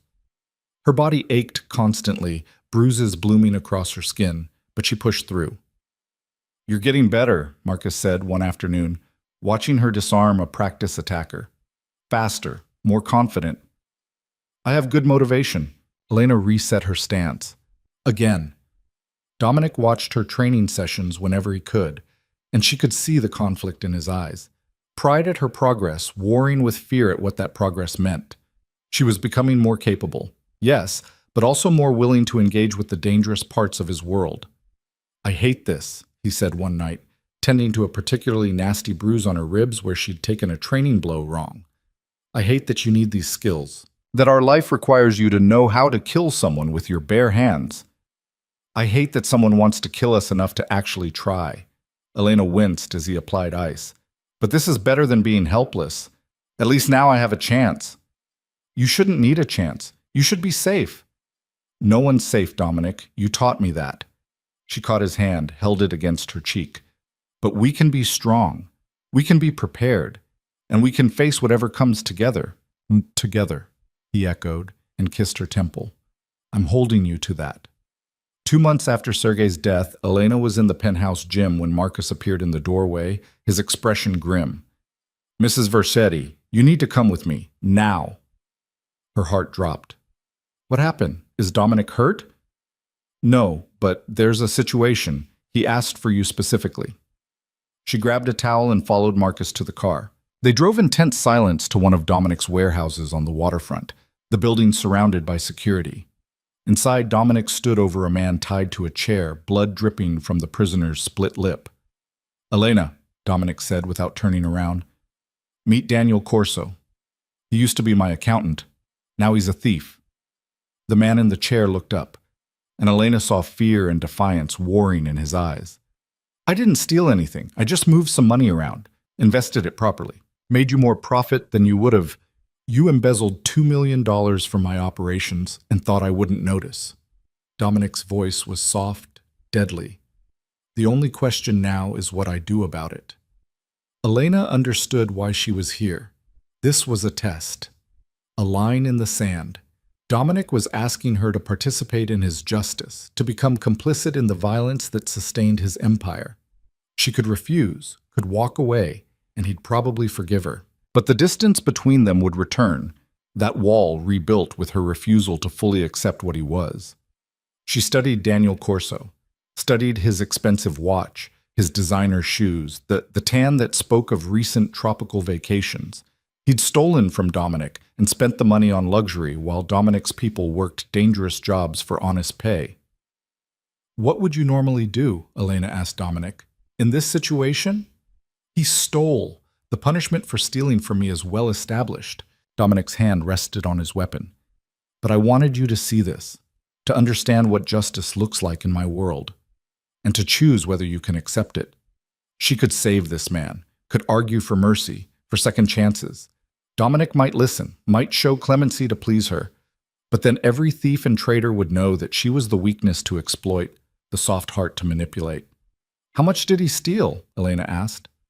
2 million over 6 months. And how much would someone who works in your warehouses make in 6 months? Dominic's eyes met hers, understanding where she was going. Maybe 30,000, if they're lucky. Elena looked at Daniel Corso, saw him realize she wasn't going to save him, saw the moment his defiance crumbled into terror. He stole the equivalent of 67 people's annual salary, she said quietly. 67 families who depend on the jobs you provide. He risked all of them for his own greed. She turned to Dominic. Do what you need to do. I'll be in the car. She walked away before she could change her mind, before the full weight of what she'd just sanctioned could hit her. In the car, she sat in silence, hands trembling, waiting for the gunshot that would end Daniel Corso's life. It never came. Instead, Dominic emerged 20 minutes later, alone, and slid into the seat beside her. He's alive, he said quietly. Broken hand, but alive. I gave him a choice, return every penny and disappear forever, or die. He chose wisely. Elena exhaled shakily. I thought you were going to kill him. I was, but you were right about the families who depend on me. Killing him wouldn't get their money back. This way, they get restitution. And Corso gets to live with the knowledge that mercy came from my wife, not from me. He took her hand, studied her face. Are you okay? I don't know. Honest, raw. I just condemned a man to death and felt nothing, and now I'm relieved he's alive, but also wondering if that makes me weak. I don't know what that says about who I'm becoming. It says you're learning to survive in my world while keeping your humanity intact. That's not weakness, Elena. That's strength I don't have. He pulled her into his arms. I'm sorry. Sorry I put you in that position. Sorry this is what our life requires, but I needed you to see it. Needed you to understand completely what you're choosing. I know what I'm choosing. She looked up at him, saw her own turmoil reflected in his eyes. I'm choosing you. All of you. The good and the terrible and everything in between. I'm choosing us. Even knowing this is what us means, violence and moral compromise and impossible choices, especially knowing that. She kissed him, tasting salt and sorrow. Because if I can handle this, I can handle anything. And that means we can build something that lasts, something real. They sat in the car for a long time, holding each other, and Elena felt something settle inside her. She'd crossed a line today, had looked at evil and chosen calculated justice over blind mercy. She'd become someone her old self wouldn't recognize. But she'd also kept her soul intact, had found the line between strength and cruelty and managed to walk it without falling. That had to count for something. Take me home, she said finally. The real home. Our home. Dominic kissed her forehead. Always. The penthouse was quiet when they returned, the staff dismissed for the night. They moved through familiar rooms, shedding the weight of the day like uncomfortable clothes, until they reached the bedroom they now shared without question. I love you, Dominic said, pulling her close. I need you to know that. Before anything else happens. Before the next crisis or threat or impossible choice. I love you more than I've ever loved anything. I know. Elena held his face, memorized the lines of it, the scars and shadows that made him who he was. I love you too. Enough to become someone I never thought I'd be. Enough to make choices that terrify me. Enough to stay when any sane person would run. Promise me something. What? Promise that if it ever becomes too much, if this life, this world, if I become too much, you'll tell me. You'll give me the chance to let you go before it destroys you. She kissed him instead of answering, poured every ounce of love and conviction into it, and when they finally came up for air, her answer was certain. "I'm not going anywhere, Dominic Versetti. You're stuck with me. Forever." "Forever," he echoed, and she heard the vow in it, the promise, the absolute commitment that matched her own. They made love slowly, tenderly, washing away the darkness of the day with connection and touch and whispered promises. And later, wrapped in expensive sheets with his heartbeat steady beneath her ear, Elena thought about the journey that had brought her here. From invisible waitress to crime lord's wife, from helpless victim to capable partner, from transaction to true love. It had been brutal and terrifying and absolutely worth it. Tomorrow would bring new challenges, new threats, new impossible choices. But tonight, there was just this: warmth and safety, and the man who'd seen her when no one else did. That was enough, more than enough. It was everything. 3 weeks after returning from the island, Elena stood in Dominic's office watching him interrogate the man who'd sold them out. She'd insisted on being there, needed to see this part of his world with her own eyes, and Dominic had finally relented after hours of argument. The trader sat bound to a chair, his face already swollen from the beating Dominic's men had delivered. He'd been Dominic's driver for years, trusted enough to know their movements, their schedules, the location of the island, trusted enough to betray them completely. "How much did Sergei pay you?" Dominic asked, his voice eerily calm as he circled the chair. "How much was my wife's life worth?"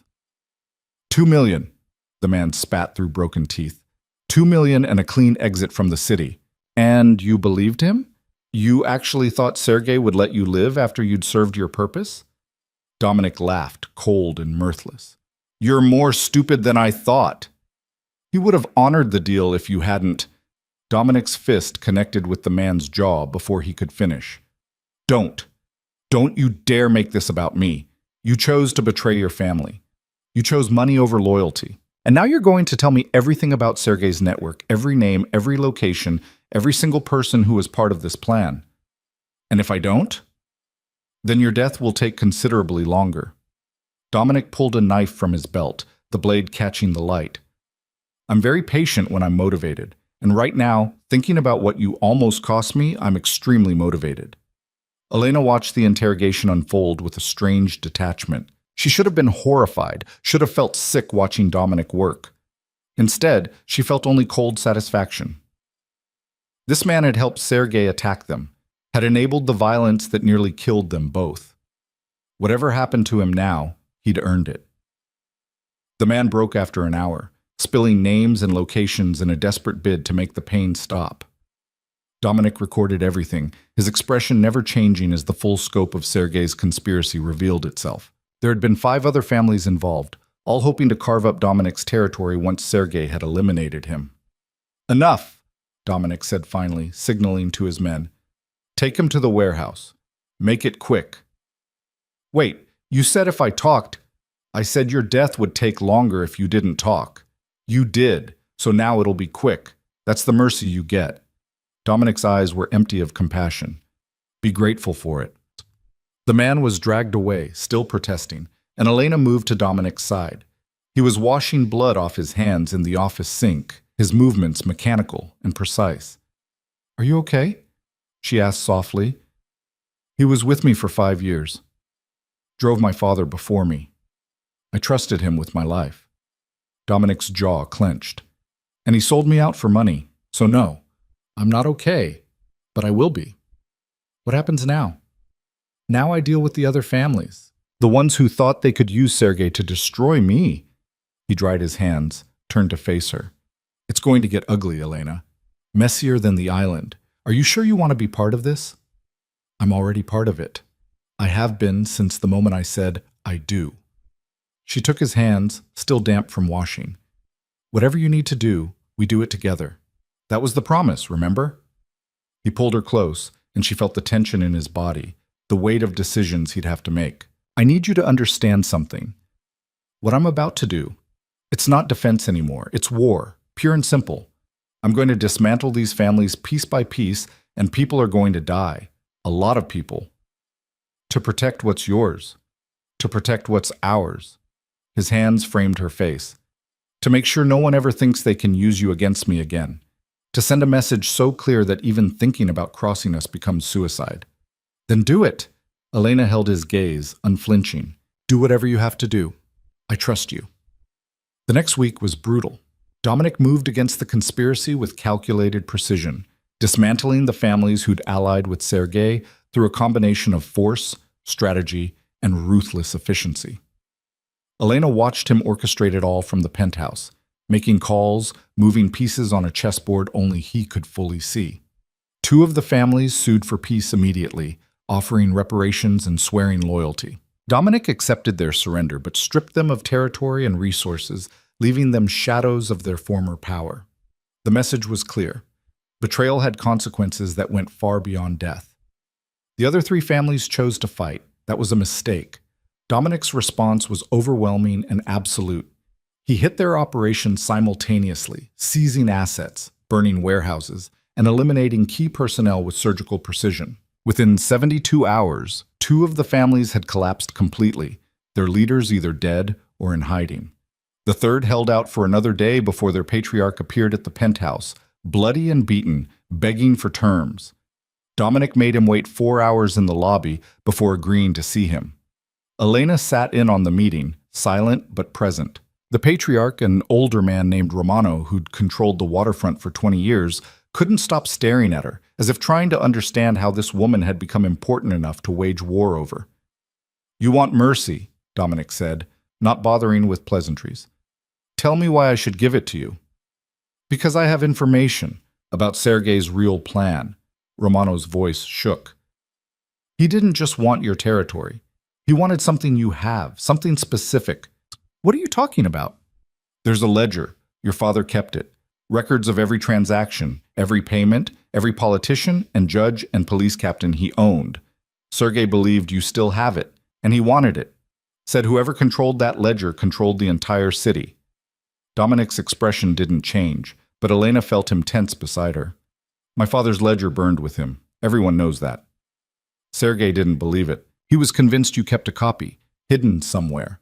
That's why he wanted you alive initially, to torture the location out of you. When you refused his partnership, he decided to take your wife instead. Figured you'd trade the ledger for her life. "There is no ledger," Dominic repeated, each word precise and dangerous. "Then he died for nothing." Romano spread his hands. "But that's the truth. That's why he moved against you. That's why so many families joined him. They all wanted a piece of that information, a way to reset the power structure in the city." After Romano was escorted out, alive but barely, Dominic sat in silence for a long time. Elena waited, knowing he needed to process this new information. "Your father really kept records like that?" she asked finally. "He was paranoid, kept dirt on everyone so no one could move against him without risking exposure." Dominic rubbed his face tiredly. "I thought I'd destroyed it all, every file, every backup, but if people believe it still exists, then you'll always be a target." "Exactly." He looked at her, and she saw the weight of it in his eyes. "As long as they think I have that kind of leverage, they'll keep coming. For me, for you, for anything they can use to force my hand." "So what do we do?" "We give them what they want." A slow smile crossed his face, sharp and calculating. "Or rather, we give them what they think they want." Over the next 2 weeks, Dominic crafted an elaborate deception. He let carefully placed rumors leak that he'd found his father's ledger, that he was planning to use it to consolidate power. He arranged for secure transportation of a locked case to a vault across town, making sure the information reached ears that would spread it further. Then he waited for someone to take the bait. They didn't have to wait long. 3 days after the case was moved, it was stolen in a coordinated heist that left 2 guards dead and the vault ransacked. The families who'd orchestrated it celebrated their victory, believing they finally had the leverage they needed to control Dominic. What they actually had was an empty case and a tracker that led Dominic's men straight to their location. The raid was swift and devastating. Dominic's team hit the warehouse where the families had gathered to examine their prize, and what they found instead was their own extinction. By the time the sun rose, the conspiracy that had formed around Sergei's ambitions was completely destroyed. In the aftermath, Dominic called a meeting of every major family in the city. They gathered in a neutral location, an old theater that had once been owned by Dominic's grandfather, and waited nervously as Dominic took the stage. "Some of you tried to destroy me," he said, his voice carrying through the ornate space. "Some of you stayed loyal. All of you are wondering what comes next." The room was silent, tense with fear and anticipation. I could spend the next year hunting down everyone who betrayed me, could turn this city into a war zone until no one remembers what peace looked like. He paused, letting the threat sink in. "Or we could build something better." "What are you proposing?" one of the family heads asked carefully. "A new structure, new rules. We've been operating like it's still my father's era, fighting over scraps and territory like animals. It's inefficient and bloody, and it makes all of us vulnerable to outside threats." Dominic's eyes swept the room. "I'm proposing we modernize, create a council, establish territories and agreements that everyone honors. And anyone who breaks those agreements faces the combined force of every family, not just the one they wronged." "You want to legitimize," another voice said, skeptical.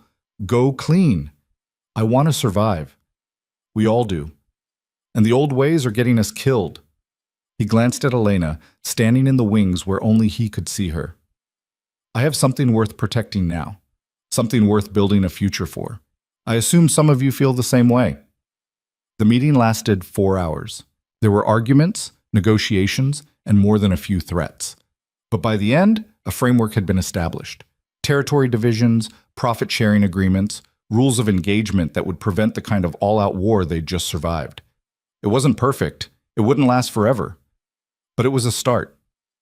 Walking out of the theater with Elena at his side, Dominic felt something he hadn't experienced in years. Hope. "You really think they'll honor it?" Elena asked as they drove back to the penthouse. "The agreement? Some will, some won't. But enough will that the city might actually stabilize." He took her hand, brought it to his lips. "And if it does, maybe we can start thinking about something other than just survival." "Like what?" "Like a life. A real one. Not hiding, not fighting every day, just living." Elena squeezed his hand. "I'd like that." But peace, they both knew, came with a price. And that price was paid 2 days later when Dominic received word that Sergei Antonov had been found dead in his holding cell, his throat cut with a sharpened piece of metal. The official report would call it suicide. Everyone involved knew better. "Did you order it?" Elena asked when Dominic told her. "No, but I'm not surprised it happened." He poured them both whiskey, the expensive kind he saved for significant moments.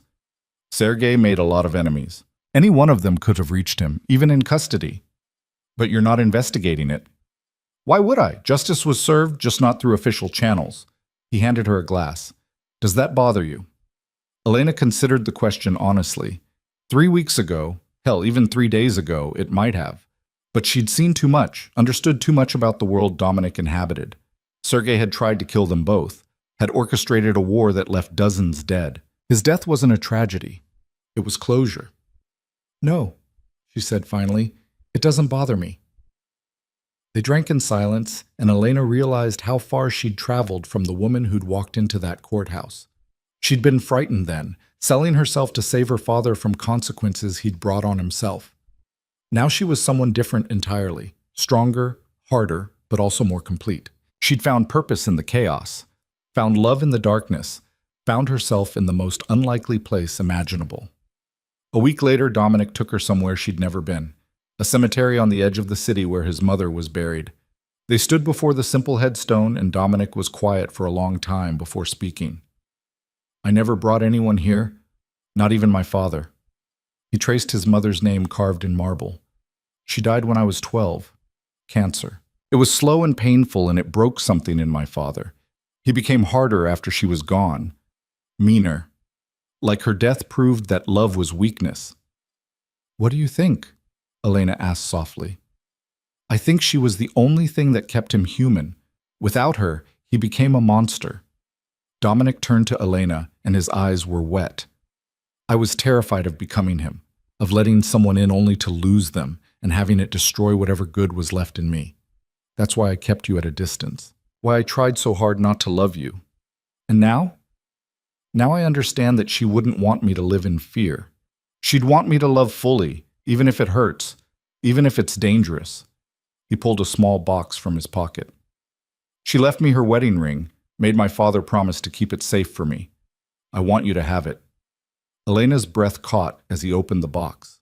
The ring was beautiful, a simple gold band with a small diamond, worn smooth from years of wear. Not ostentatious like the rings Dominic could afford now, but precious beyond measure.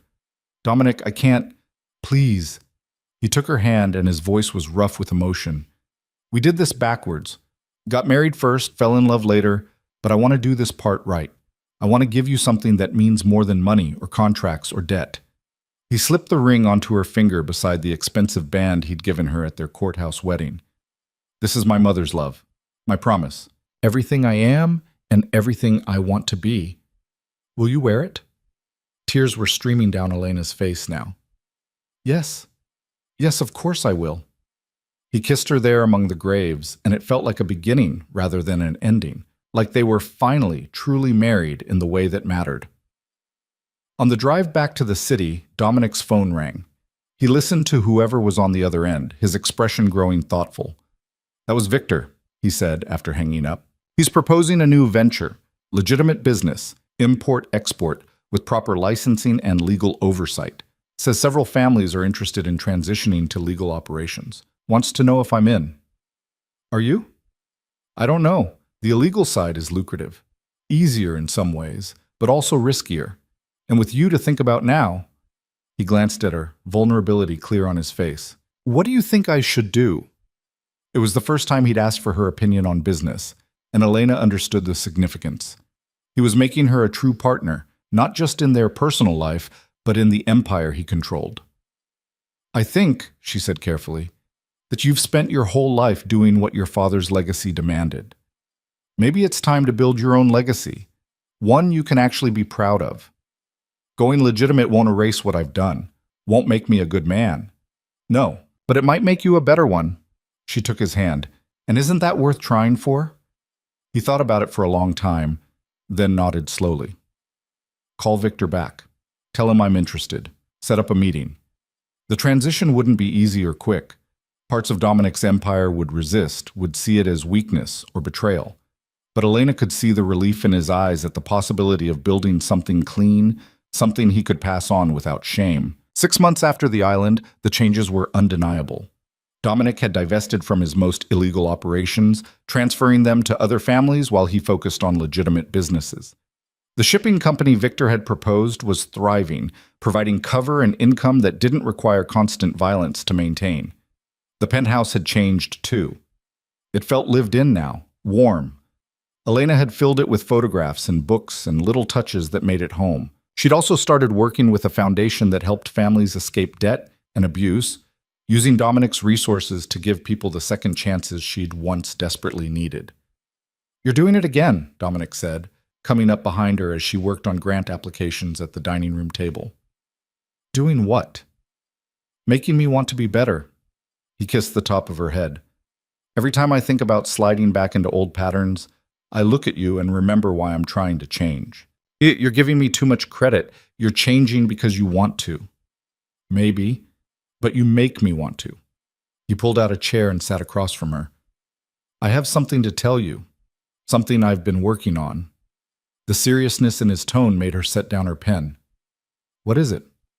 I've been in contact with federal prosecutors, through intermediaries, completely off the record. He took a breath. I'm considering turning over information about the remaining illegal operations in the city, the families who refuse to transition, who are still running drugs and weapons, and worse. In exchange for immunity for myself and anyone in my organization willing to cooperate. Elena's eyes widened. That's incredibly dangerous. You'd be betraying every code you've ever lived by. I know. And it might get me killed, but it would also clean up the city in a way nothing else could. Would let me actually walk away from this life instead of just pretending to. His hands clenched on the table. I want out, Elena. Really out. I want to marry you again. A real wedding this time, with your father there if he's sober enough, with friends and celebration and all the things we didn't have the first time. I want children who don't have to grow up surrounded by violence. I want a future that isn't just survival. And the prosecutors would actually give you immunity? After everything you've done? They want the bigger fish. The family's still operating, still destroying communities. I'm willing to give them that in exchange for a clean slate. He reached across the table, took her hands. But I won't do it if you're not comfortable with the risk. This decision is ours, not just mine. Elena thought about it carefully, weighing the danger against the possibility of real freedom. What would happen to your people? The ones who've been loyal? Anyone who wants out gets the same deal I'm getting. Clean slate, fresh start, protection if needed. Anyone who wants to stay in the life can keep the businesses I'm leaving behind. I'm not abandoning anyone. His thumbs traced circles on her palms. I'm just trying to build something better. Then do it. The words felt monumental, like she was setting something in motion that couldn't be stopped. Take the deal. Give them what they want, and let's actually live the life we've been fighting for. The smile that broke across Dominic's face was transformative. You're sure? I'm sure. She stood, moving around the table to sit in his lap. I didn't survive everything we've been through just to spend the rest of my life looking over my shoulder. If there's a chance for something better, we take it. The next 8 months were tense. Dominic worked with the prosecutors, providing evidence and testimony that would bring down the remaining criminal operations in the city. His cooperation was kept secret, his identity protected, but the danger was constant. 3 times, attempts were made on his life. Twice, Elena was threatened, but Dominic's security held, and slowly, the pieces fell into place. When the federal task force finally moved, it was coordinated and devastating. Raids across the city, dozens of arrests, criminal networks that had operated for generations dismantled in a single night. The newspapers called it the biggest organized crime bust in the city's history. Only a handful of people knew that Dominic Vercetti had been the key to making it happen. In exchange, Dominic and anyone from his organization who'd cooperated received full immunity and witness protection if they wanted it. Most chose to stay in the city, transitioning to the legitimate businesses Dominic had helped establish. A few disappeared entirely, taking new names and new lives. Dominic and Elena chose to stay, though they moved from the penthouse to a house in the suburbs, still secure, still protected, but nothing like the fortress they'd lived in. It had a yard, guest rooms, space for the future they were building. On their first anniversary, 1 year after that silent courthouse wedding, they got married again. This time, it was real. Elena's father was there, 6 months sober and fighting to repair their relationship. Some of Dominic's former associates came, the ones who'd made it through the transition. Victor stood as Dominic's best man, and one of Elena's friends from her restaurant days was her maid of honor. The ceremony was small and simple, held in the same cemetery where Dominic's mother was buried. They exchanged vows they'd written themselves, promising partnership and honesty and love that had been tested by fire and survived. When Dominic kissed her as the officiant pronounced them married, Elena felt the rightness of it down to her bones. This was what marriage was supposed to be: choice and commitment, and 2 people deciding that together was better than apart. At the reception in their new home's backyard, Victor pulled Dominic aside. "You did good, Dom. Built something real. Your father would be—" He paused. "Actually, your father would probably be furious, but your mother would be proud." That's all I wanted. Dominic looked across the yard at Elena, laughing with her father as he told her some embarrassing childhood story. To make her proud. To prove that the Vercetti name could mean something other than fear and violence. You proved it. Question is, what now? You've got the businesses, the clean reputation, the girl. What's next for Dominic Vercetti? Honestly, I don't know. Dominic smiled. And that's the best feeling in the world. Not knowing, not planning, just living and seeing what happens. For the first time in my life, the future is actually open. That night, after everyone had left and the house was quiet, Dominic and Elena sat on their back porch watching stars emerge in the darkening sky. Do you ever regret it? Elena asked, her head on his shoulder. Walking away from the power, the control, all of it? Never. Not for a second. He kissed her temple. I had all of that and I was miserable. Now I have you and I'm happy. That's not a difficult equation. Even with the danger, the threats, everything we went through, especially because of that. We were tested, Elena. Tested by fire and violence and every awful thing my world could throw at us. And we survived. More than survived. We built something beautiful out of all that ugliness. His arm tightened around her. Some marriages are built on convenience or attraction or compatibility. Ours was forged in war. I know exactly what you're capable of, what you'll sacrifice, how strong you are. There's no uncertainty, no wondering if you'll stay when things get hard. We've already lived through hard. Everything else is easy. Elena turned to kiss him, slow and deep and full of promise. I love you, Dominic Vercetti. Both versions, the crime lord and the man trying to be better. All of you. I love you, Elena Vercetti, the woman who was brave enough to marry a monster and patient enough to help him become human.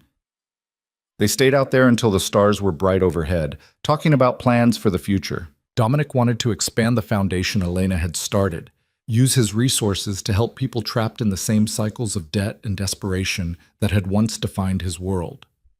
Elena wanted to go back to school, finish the degree she'd abandoned to care for her father. They talked about children, maybe in a few years, when the world felt safer, when they'd built even more distance from the violence. They talked about travel, about seeing places that weren't tainted by Dominic's past. They talked about simple things, normal things, the kind of mundane dreams that people who weren't running for their lives got to have. As the night deepened and the conversation wound down, they went inside to the bedroom they shared. No separate spaces anymore, no distance, just togetherness. And when Dominic made love to his wife, it wasn't with the desperation of their early days or the intensity of survival. It was with tenderness and certainty and the deep knowledge that this was forever. In the morning, Elena woke to find Dominic already up, making coffee in their bright kitchen. Sunlight streamed through the windows, painting everything gold, and she had a moment of pure contentment. This life they'd built, messy and imperfect and hard-won, was everything she'd never known she wanted. Morning, Dominic said, handing her a cup fixed exactly how she liked it. Sleep well? Better than I have in months. She sipped the coffee, savoring the quiet domestic moment. What's on the agenda today? Absolutely nothing. Victor's handling the shipment. The foundation board doesn't meet until next week, and I specifically cleared my schedule. He pulled her close, coffee cup and all. I thought we could just be. Stay in bed, watch terrible movies, order takeout. Be a normal couple for once. That sounds perfect. Elena set down her cup and wrapped her arms around his waist. Though I should warn you, I'm very competitive about terrible movies. I will absolutely judge your choices. I'm terrified. But he was smiling, that genuine, warm smile that still took her breath away. Come on, I'll make breakfast, and then we're not leaving this house until tomorrow. They spent the day exactly as planned, lazy and unstructured, the kind of day that people who weren't fighting for survival got to enjoy. They talked about nothing important, laughed at bad movies, and fell asleep on the couch tangled together. It was ordinary, peaceful, perfect. And as Elena drifted off, listening to Dominic's heartbeat steady beneath her ear, she thought about how far they'd come. From a courthouse wedding born of desperation to this, real love, real partnership, real life. They'd survived hell together and emerged stronger for it. The contractual bride had become a true wife. The crime lord had become a man trying to build something good. And together, they'd proven that even the darkest beginnings could lead to beautiful endings. Their story wasn't over. There would be challenges ahead, obstacles to overcome, moments when the past threatened to drag them back. But they'd face it all together the way they'd faced everything else, with courage and love and the unshakable certainty that what they'd built was worth fighting for. Elena Vercetti had been bought and paid for, traded like property to settle a debt. But she'd chosen to stay, chosen to love, chosen to build a life with the most dangerous man she'd ever met. And that choice, made freely, with open eyes and full knowledge of the cost, had changed everything. She'd walked into that courthouse alone and terrified. She was walking through life now with a partner who would burn the world down to keep her safe, who'd risked everything for a chance at redemption, who loved her with an intensity that still took her breath away. That was worth every moment of fear, every second of danger, every sacrifice they'd made, because in the end they hadn't just survived. They'd won, and their prize was each other, and the future they'd built together, and the love that had transformed them both. The contractual bride had found her happy ending. Not the fairy tale kind with princes and castles and magic. The real kind, earned through blood and tears and refusing to give up even when everything seemed lost. The kind that mattered because it was chosen, fought for, and absolutely real. And as the sun set on their quiet suburban house, as Dominic pulled a blanket over them both and whispered that he loved her, Elena knew with absolute certainty that she was exactly where she was supposed to be. Home. Safe. Loved. Free. Finally. Perfectly. Completely free.